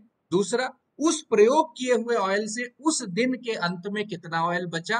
तीसरा, जब ये तेल इकट्ठा हुआ तो कितनी क्वांटिटी इकट्ठा होने के बाद। चौथा, किस तारीख को ये तेल आपने डिस्कार्ड कर दिया, और जहां पे आप किस तारीख को तेल डिस्कार्ड किया उसके अगले कॉलम में जिस व्यक्ति को वो तेल दिया उसका नाम लिखना है। तो ये 4-5 पॉइंट पे अगर आप रिकॉर्ड मेंटेन करेंगे, निश्चित मानिए आपको स्वयं इस चीज का अनुभव होगा कि अभी तक मैंने कितना ऐसा तेल है जो नालियों में बर्बाद कर दिया, या कितना ऐसा तेल है जो वापस से इस फूड चेन में, वैल्यू चेन में गलत ढंग से मेरे द्वारा चला गया। तो हमारे ऑफिसर्स ये भी चीज आगे चेक करेंगे।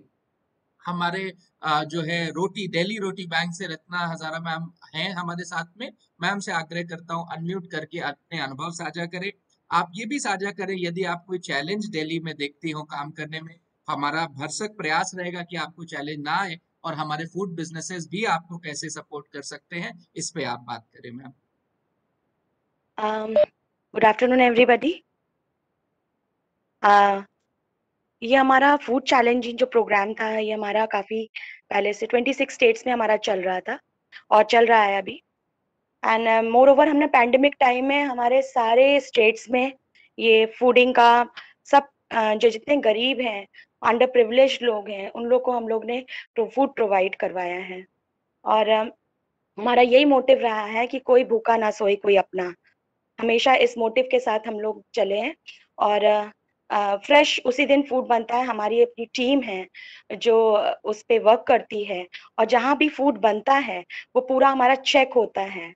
जो भी हमारे जो रूल्स एंड रेगुलेशंस के हिसाब से हम लोग बहुत उसमें देखते हैं कि हाँ कि किस तरह का फूड हमारा जा रहा है और सारे लोगों को फिर पैकिंग करके हम उसको डिस्ट्रीब्यूट करते हैं।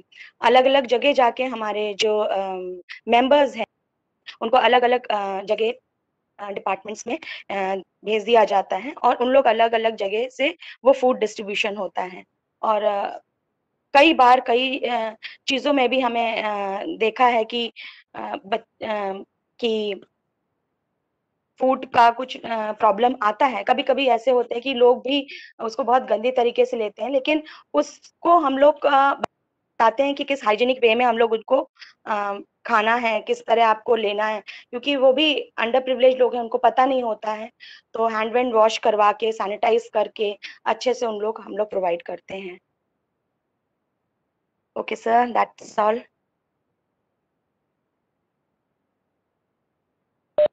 Thank you, sir. Thank you, ma'am, for sharing about Roti Bank.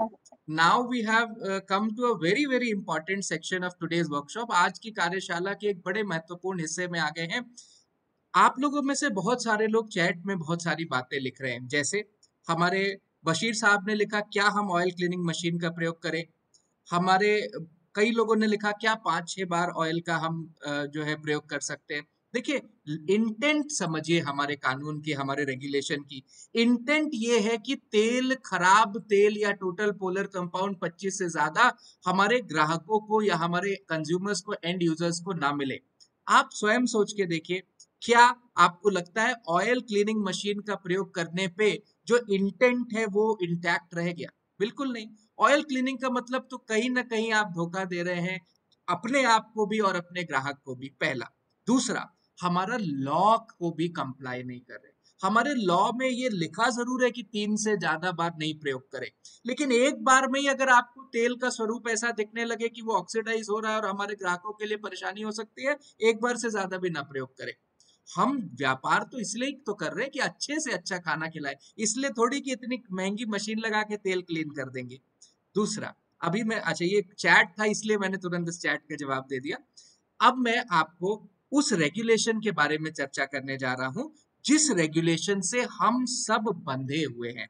आपको ध्यान रखना है, राइट फ्रॉम प्रोडक्शन, यानी खेत में खाना पैदा हुआ, क्रॉप्स पैदा हुई, उसके बाद से लेकर फूड वैल्यू चेन के हर कदम को हमारा डिपार्टमेंट ऑफ फूड सेफ्टी, चाहे वो प्रोडक्शन हो, ट्रांसपोर्टेशन हो, स्टोरेज हो, पैकेजिंग हो, प्री पैकेजिंग हो, सर्विस हो, केटरिंग हो, उसको हमारा डिपार्टमेंट ऑफ फूड सेफ्टी और FSSAI रेगुलेट करता है। अगर हर चीज को रेगुलेट करता है तो उसके लिए रेगुलेशन भी होगा। जी हाँ, हमारे देश में recovery and distribution of surplus food के लिए 2019 में रेगुलेशन बना, यानी चाहे आप फूड डोनेट कर रहे हो या आप फूड डिस्ट्रीब्यूट कर रहे हो डोनेशन वाला, या आप NGO पार्टनर्स हो, आपको इस कानून के एम्बिट में काम करना है। तो कैसे करना है? ये कानून आपको परेशान करने के लिए नहीं है, बल्कि आपकी मदद करने के लिए। कैसे? सबसे पहले कुछ महत्वपूर्ण डेफिनेशन समझ लेते हैं। फूड डोनर कौन हो सकता है? खाना डोनेट करना आप, हम, होटल, रेस्टोरेंट, बिजनेस, कोई भी कर सकता है। जैसे ही कोई व्यक्ति ये मंशा जाहिर करता है कि हमें खाना डोनेट करना है, वो एक फूड डोनर की परिधि में, परिभाषा में आ जाता है। सरप्लस फूड क्या है? सरप्लस फूड उस खाद्य पदार्थ को कहेंगे जो किसी को सर्व किए बिना बच गया है। हमारे घरों की तरह नहीं है कि हमारी थाली में थोड़ा खाना बच गया और हमने कहा कि छोटू एक काम करो, तुम बेटा मेरे साथ खाना खा लो, ये खाना खा लो। नहीं, जैसे ही हम सोसाइटी में आ जाते हैं, कमर्शियल स्टैब्लिशमेंट की बात करते हैं, लेफ्ट ओवर फूड मतलब the food which is अनसर्व, not which is served and left over. तो इसमें थोड़ा सा फर्क जानिएगा। सरप्लस फूड डिस्ट्रीब्यूशन ऑर्गेनाइजेशन कौन है? जैसा कि हमारी रत्ना मैडम ने बताया, जैसा वीर जी ने, दिल्ली लंगर सेवा सोसाइटी है, इस्कॉन है, ऐसे हमारे लिटिल हार्ट फाउंडेशन है, ऐसे बहुत सारे लोगों की लिस्ट अभी हम आपको अपने पोर्टल पे भी दिखाएंगे, जिनसे आप संपर्क कर सकते हैं फूड डोनेशन के लिए। उनको आप डायरेक्टली कुक्ड फूड दे सकते हैं जो कि होटल रेस्टोरेंट से है, उनको आप इनडायरेक्टली रॉ मटेरियल भी दे सकते हैं। लेकिन दोनों विषयों में ये बात आपको मन में रखनी है, ध्यान में रखनी है, दान वही होता है जो कि सामने वाले के लिए सार्थक हो। यदि खाना खराब होते समय या खाना खराब होने वाला खाद्य पदार्थ दान कर रहे हैं, तो ना उस दान का लाभ है और उसका नुकसान जो है हमारे डिपार्टमेंट की ओर से भी है, FSSAI की ओर से भी है। तो इस बात का बिल्कुल बिल्कुल हम सबको ध्यान रखना है। आप इसको हैंडल कैसे करेंगे? Section 26 of food safety standards act हमारे फूड बिजनेस ऑपरेटर्स की जिम्मेदारियां बताता है। जब आप प्रॉपर फास्टैग ट्रेनिंग करे होंगे उसमें भी बात कही गई होगी। इस रेगुलेशन में भी आपकी 5 मुख्य जिम्मेदारियां हैं। सबसे पहली जिम्मेदारी ये है कि जब भी आप खाद्य पदार्थ देंगे, सरप्लस फूड डोनेट करेंगे, पेरिशेबल और नॉन पेरिशेबल फूड अलग अलग करेंगे। क्यों? बड़ा सीधा लॉजिक है, कोई रॉकेट साइंस नहीं है। जो खाना जल्दी खराब हो सकता है, 2 घंटे 3 घंटे 4 घंटे में, पेरिशेबल फूड है, उसको क्लियर इन मार्क करके अलग रख के आप उनको बताएंगे कि देखिए ये वो खाना है जो अगले 2 घंटे में आपको डिस्ट्रीब्यूट कर देना है। और जो हमारा रॉ मटेरियल है या जो लॉन्ग शेल्फ लाइफ के प्रोडक्ट है, जैसे बिस्कुट हो गया, जैसे ब्रेड हो गया, या दूसरे खाद्य पदार्थ है, नमकीन हो गई, वो सारे खाद्य पदार्थ निश्चित रूप से आप अलग सेग्रीगेट करके उनको हैंड ओवर करें। उनको इस बात की जानकारी दें कि भाई ये खाद्य पदार्थ की शेल्फ लाइफ ज्यादा है, इसको आप अपने समय अनुसार डिस्ट्रीब्यूट कर सकते हैं। सेग्रीगेटेड फूड जो है वो एक अलग कंटेनर में स्टोर होना चाहिए। ध्यान रखना है, एक खाद्य पदार्थ बनाने के लिए हमने बर्तन प्रयोग किया होगा, एक बर्तन हमने स्टोर करने के लिए प्रयोग किया होगा, जिससे कि हम अपने ग्राहकों को, अपने कस्टमर को, अपने स्टाफ को, सबको खाद्य पदार्थ सर्व कर रहे होंगे। लेकिन जब हम फूड डोनेशन की बात करते हैं, सरप्लस फूड शेयर करने की बात करते हैं, उसके लिए डेडिकेटेड कंटेनर्स आपको रखना है, ताकि एक बार आपने पोर्शन उसको अलग निकाल दिया तो हमारी एजेंसीज जाके वो पोर्शन कलेक्ट कर सके। क्लियरली आइडेंटिफाइड कंटेनर्स होना चाहिए, ताकि आपका स्टाफ और हमारी एजेंसी दोनों इस बात को समझ सके कि कौन सा ऐसा खाद्य पदार्थ है जो सरप्लस है, जो डोनेशन के लिए, और कौन सा ऐसा खाद्य पदार्थ है जो डिस्कार्ड है, जिसको हमें सरप्लस, डोनेशन या शेयर में नहीं डालना है। सबसे जरूरी एक और बात जो मैं आपसे यहाँ पे ही चर्चा कर लेना चाहता हूँ, वो है टेम्परेचर कंट्रोल की। आप सबको पता है 5 डिग्री से ज्यादा और 60 डिग्री से कम कोई सा भी खाद्य पदार्थ अगर इस टेम्परेचर जोन के बीच में है तो ये डेंजर जोन कहलाता है। डेंजर जोन का मतलब हुआ कि सबसे जल्दी इसमें माइक्रोबायोलॉजिकल एक्टिविटी होगी और सबसे जल्दी ये खाद्य पदार्थ खराब हो जाएगा। सो ऐसी परिस्थिति में हमें क्या करना चाहिए? ऐसी परिस्थिति में हमें ये ध्यान रखना होगा कि जो हम खाद्य पदार्थ रखें वो या तो 5 डिग्री से नीचे हो या 60 डिग्री से ऊपर हो। यानी स्टोरेज कंडीशन भी खाद्य पदार्थ की हमें ध्यान में रखनी होगी कि किस टेम्परेचर पे कितने टाइम तक हम वो खाद्य पदार्थ स्टोर कर सकते हैं। जब भी आप सरप्लस फूड डिस्ट्रीब्यूशन एजेंसी को इंगित करेंगे, नोटिस करेंगे, तो वो इस टाइम और टेम्परेचर का जो कॉम्बिनेशन है उसको ध्यान में करके करेंगे।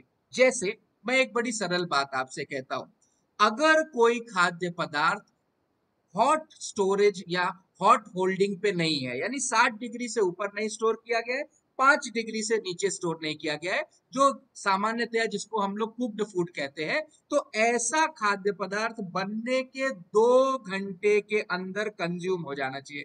ध्यान रखिए, मैं रेफ्रिजरेटेड खाद्य पदार्थ की बात नहीं कर रहा, मैं बेन मैरी पे रखे खाद्य पदार्थ की बात नहीं कर रहा।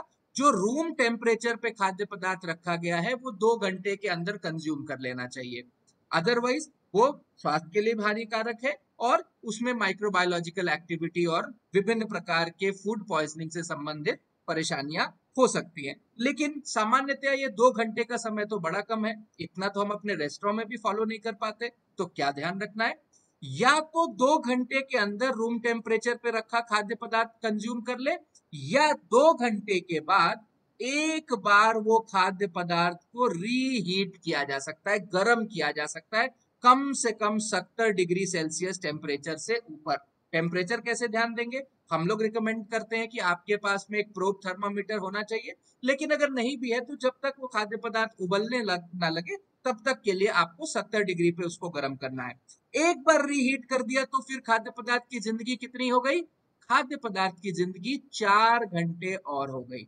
यानी कुल जमा किसी भी खाद्य पदार्थ की जिंदगी, चाहे वो डोनेट करने के लिए हो, चाहे अपने ग्राहकों को खिलाने के लिए हो, कुक्ड फूड जो रूम टेम्परेचर पे रखा है उसकी कुल जमा जिंदगी 6 घंटे है। इस 6 घंटे में चाहे तो आप ग्राहक को खिला दीजिए, चाहे सरप्लस डोनेशन के लिए डोनेट कर दीजिए, 6 घंटे के बाद ना तो वो हमारे ग्राहकों के काम का रह जाएगा, ना हमारे बेनिफिशियरी का काम का रह जाएगा। तो इस टाइम और टेम्परेचर के कॉम्बिनेशन को आपको ध्यान रखना है। बहुत रॉकेट साइंस नहीं है, कुछ कठिन नहीं है, बड़ी सरल सी भाषा में सरल सी बात है। क्योंकि फिर वही बात कहूंगा, हमें क्या ध्यान रखना है, न केवल खाद्य पदार्थ सही व्यक्ति तक पहुंचे बल्कि सही समय में पहुंचे। जो हमारे एनजीओ पार्टनर्स हैं उनके लिए अलग से हम लोग वर्कशॉप पहले ही कर चुके हैं, उनको हम लोगों ने बताया था ऐसी ही एजेंसी से आप खाद्य पदार्थ लेंगे जो FSSAI से रजिस्टर्ड या लाइसेंस्ड हो। इसकी कोरोलरी हमारे होटल रेस्टोरेंट वालों को भी ध्यान रखना है कि आपके पास अपना व्यापार करने के लिए तो रजिस्ट्रेशन लाइसेंस तो होना ही होना चाहिए, और लेकिन अगर रजिस्ट्रेशन लाइसेंस नहीं है तो हम आपसे दान में भी खाना नहीं लेंगे। तो ये भी आपको मन में समझ के रखना है कि जब दान में खाना नहीं ले सकते तो फिर आप ग्राहकों को कैसे खिला रहे, ये भी आपको ध्यान रखना है।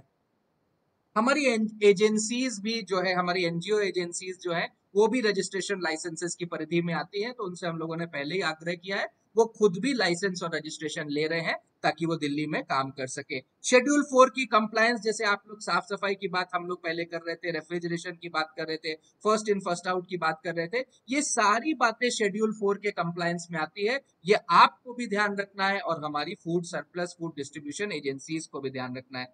शेल्फ लाइफ और एक्सपायरी डेट की उन 9 गोल्डन रूल में हम लोगों ने ऑलरेडी बात की हुई है, तो उसका भी आपको ध्यान रखना है।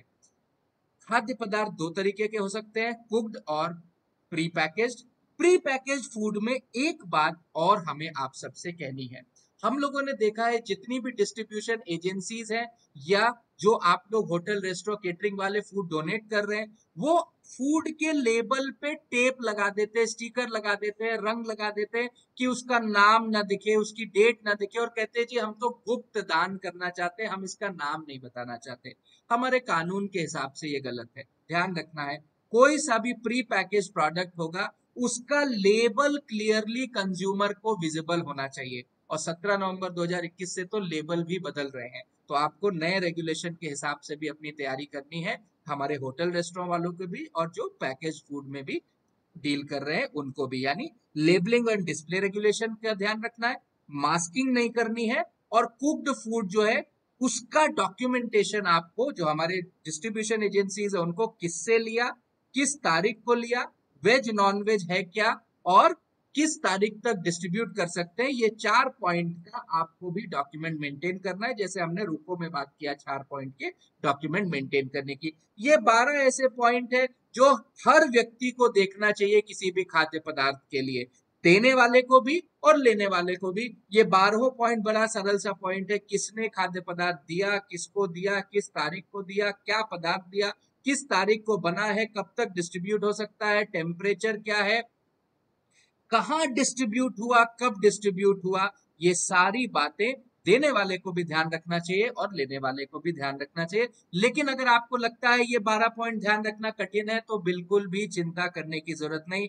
FSSAI ने शेयर फूड पोर्टल बना दिया है, ये 12 पॉइंट ऑटोमेटिकली जैसे ही आप अपना फोन नंबर डालते हैं, आप फोन करते हैं, उस समय के हिसाब से रिकॉर्ड हो जाता है, आप वो डिटेल देख सकते हैं उसमें। और जब आपके दिए हुए खाद्य पदार्थ को दिए हुए क्वांटिटी डिस्ट्रीब्यूटेड, अच्छा अमन सर ने कहा quantity distributed by surplus food distribution organisation, जैसे हमारा रोटी बैंक है, रोटी बैंक ने अगर आपसे रॉ मटेरियल लिया या आपसे कुक्ड फूड लिया, तो जिस जगह पे ये खाना डिस्ट्रीब्यूट होता है उनको हंगर साइट्स बोलते हैं।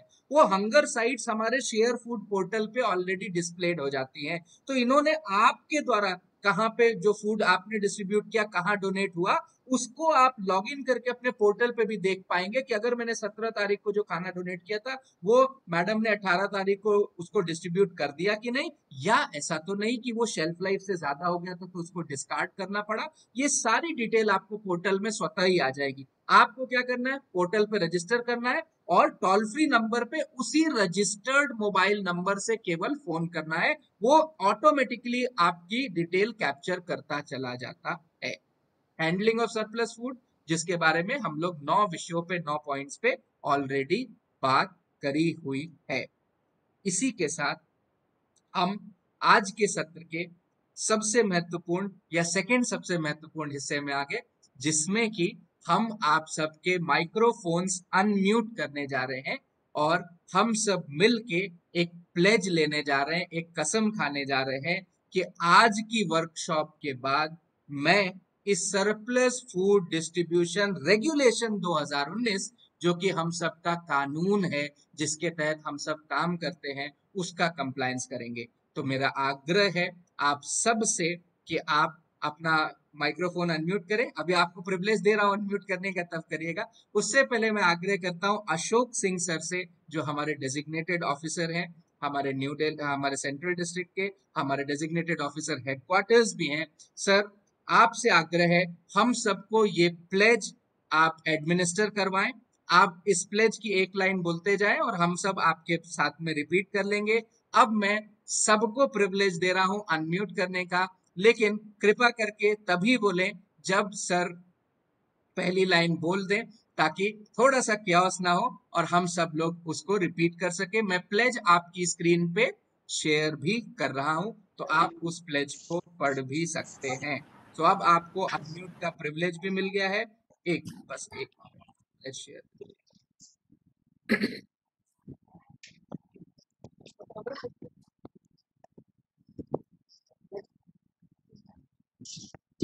AK सिंह सर अनम्यूट कर चुके हैं, धन्यवाद सर। हम सबके लिए आप इस प्लेज को हमें रजिस्टर कराएं और हम ये कोशिश करेंगे कि हम अक्षरशः इस प्लेज का पालन करेंगे।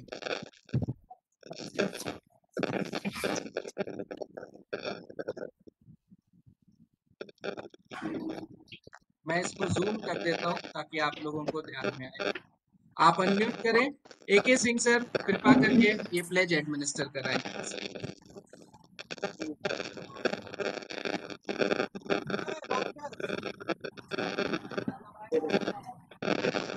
रवि भाई प्लीज आप सबसे आग्रह है कृपा करके सर के बाद में दोहराएं। AK सिंह सर,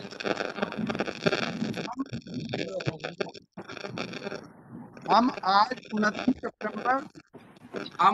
29 सितंबर 2021 को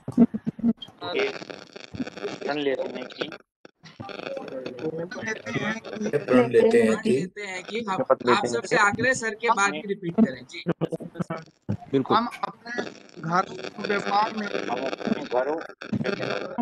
खाद्य एवं व्यापार में खाने के अवैध को रोकेंगे। घरों एवं व्यापार में खाने के अवैध को रोकेंगे। अपने घरों और व्यापार में खाने वाले से रोकेंगे। पालन करेंगे।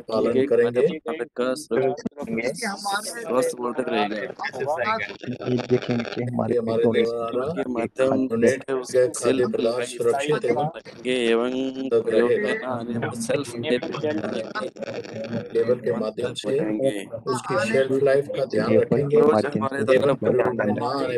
शेल्फ लाइफ को पहले ही उसे जरूरतमंद तक पहुंचाएंगे। हम ग्राहकों को भी जितना वेस्ट होने हमारे द्वारा बचे हुए खाद्य और पदार्थों का बार प्रयोग करेंगे एवं दोबारा तेल नहीं सुनिश्चित मिलाएंगे, बचा हुआ तेल दोबारा प्रयोग नहीं करेंगे, बल्कि खाना वेस्ट करेंगे, प्रतिक्रिया करेंगे तो आने वाली पीढ़ी के लिए तेल में दोबारा तेल नहीं मिलाएंगे,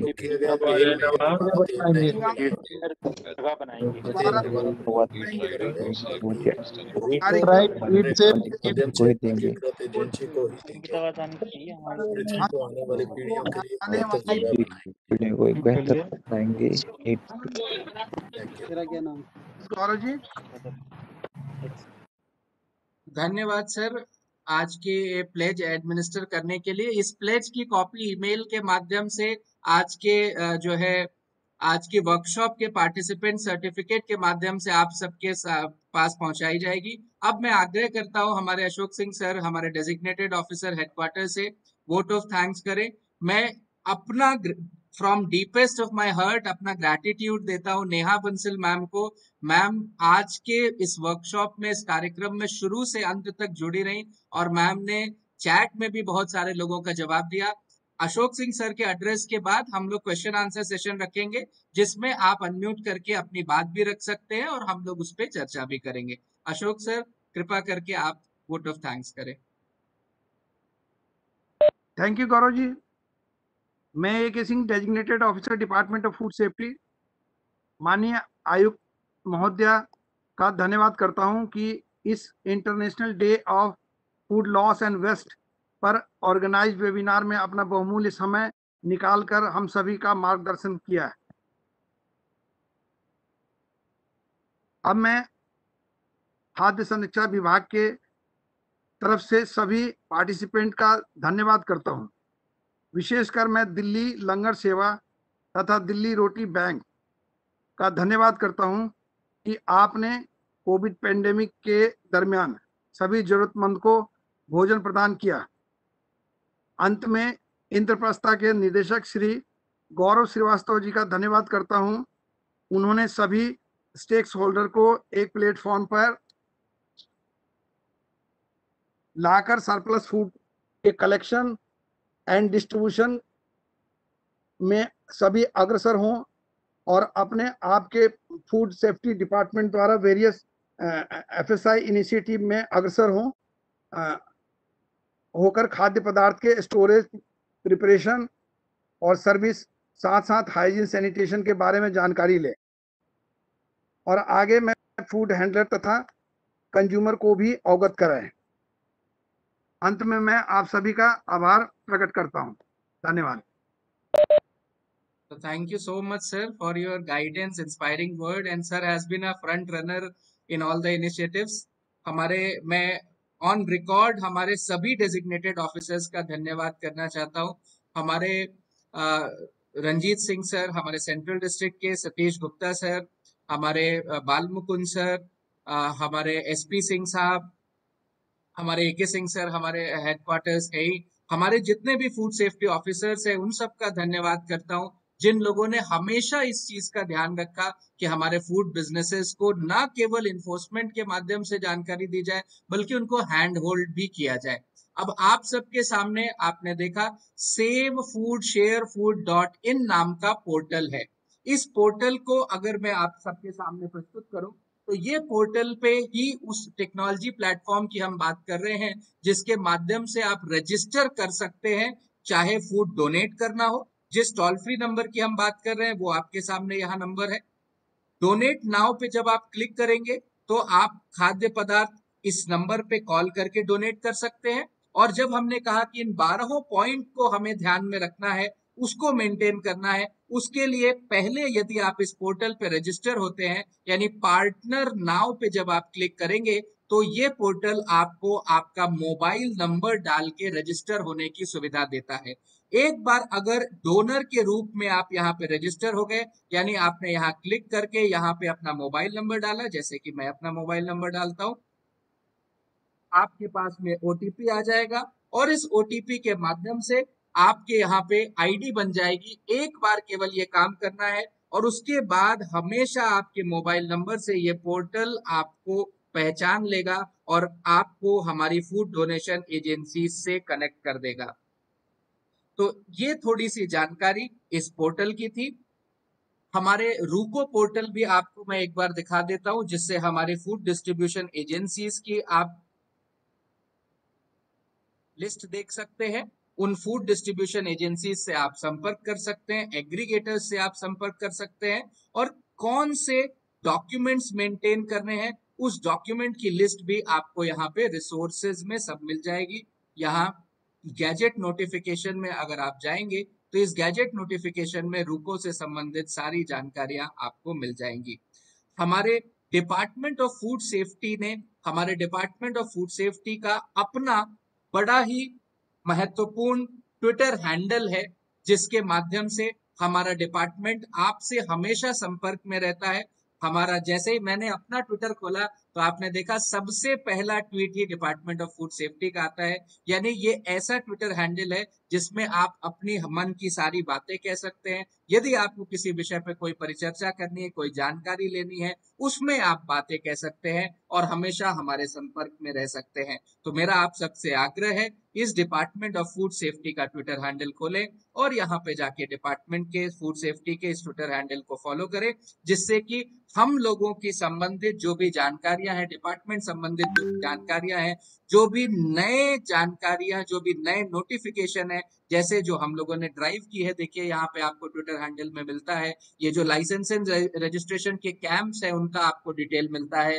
ये सारी जानकारियां, कई सारी बुकलेट्स आपके लिए इस ट्विटर हैंडल पे उपलब्ध रहेंगी। तो इसी के साथ अब मैं फ्लोर ओपन करता हूं आप सबके प्रश्न उत्तर के लिए। आप अपने प्रश्न चैट में भी डाल सकते हैं।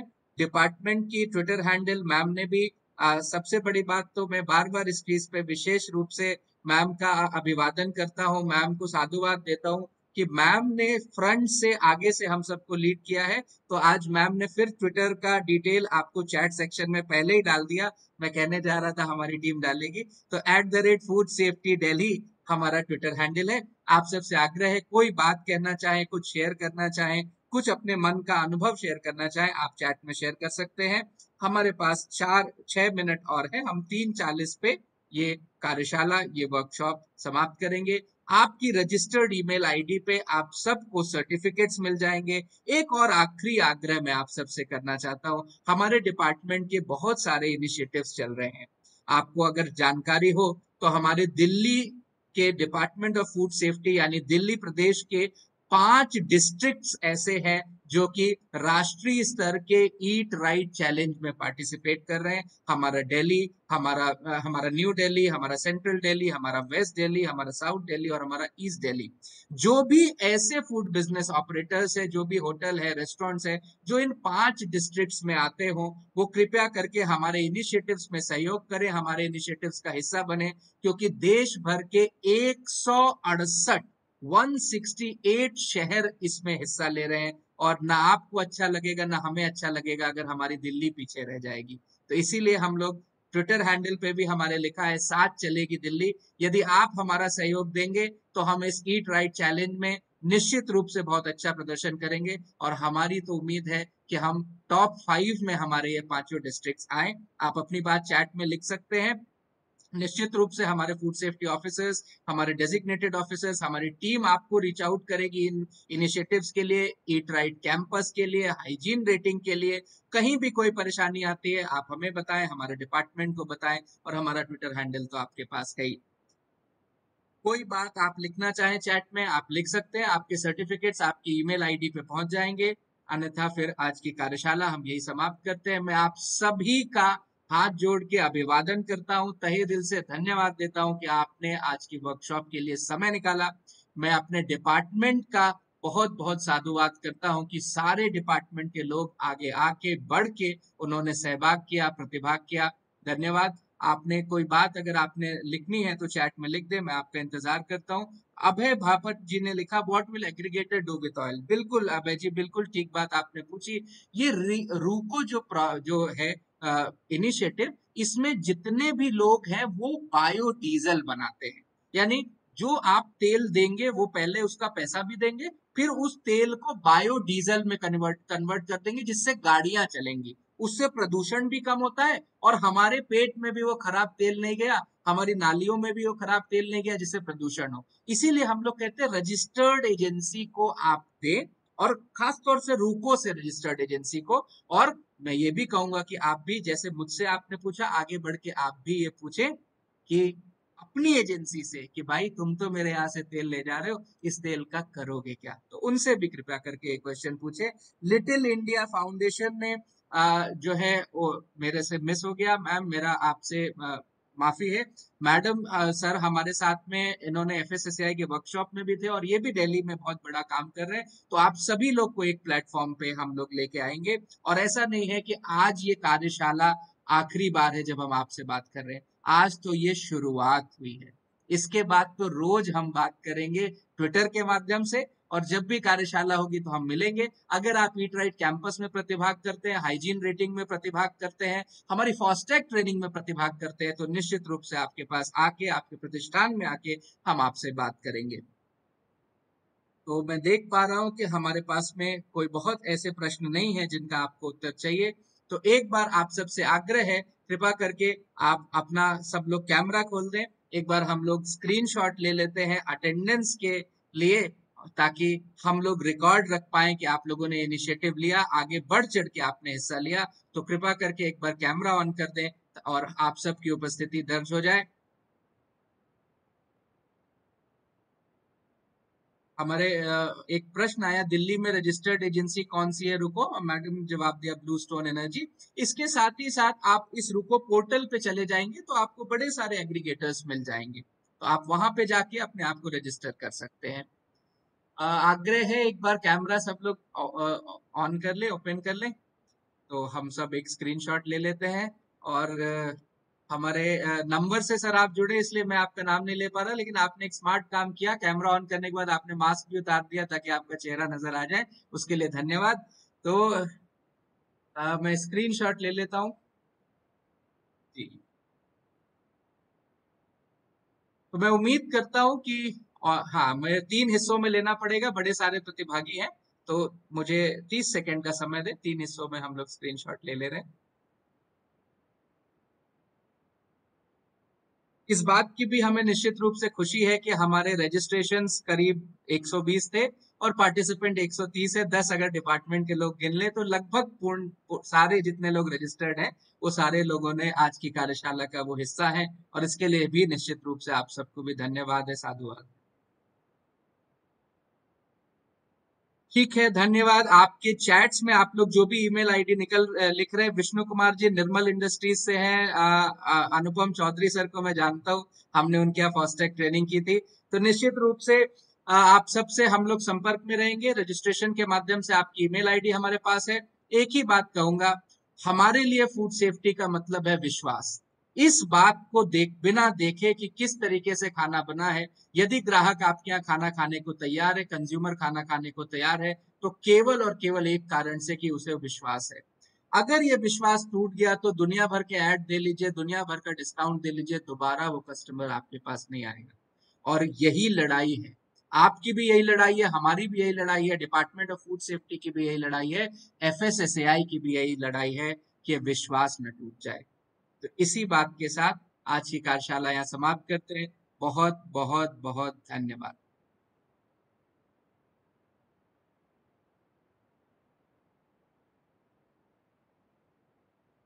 ट्विटर पे जाके हमें जरूर लिखिएगा कार्यक्रम कैसा लगा।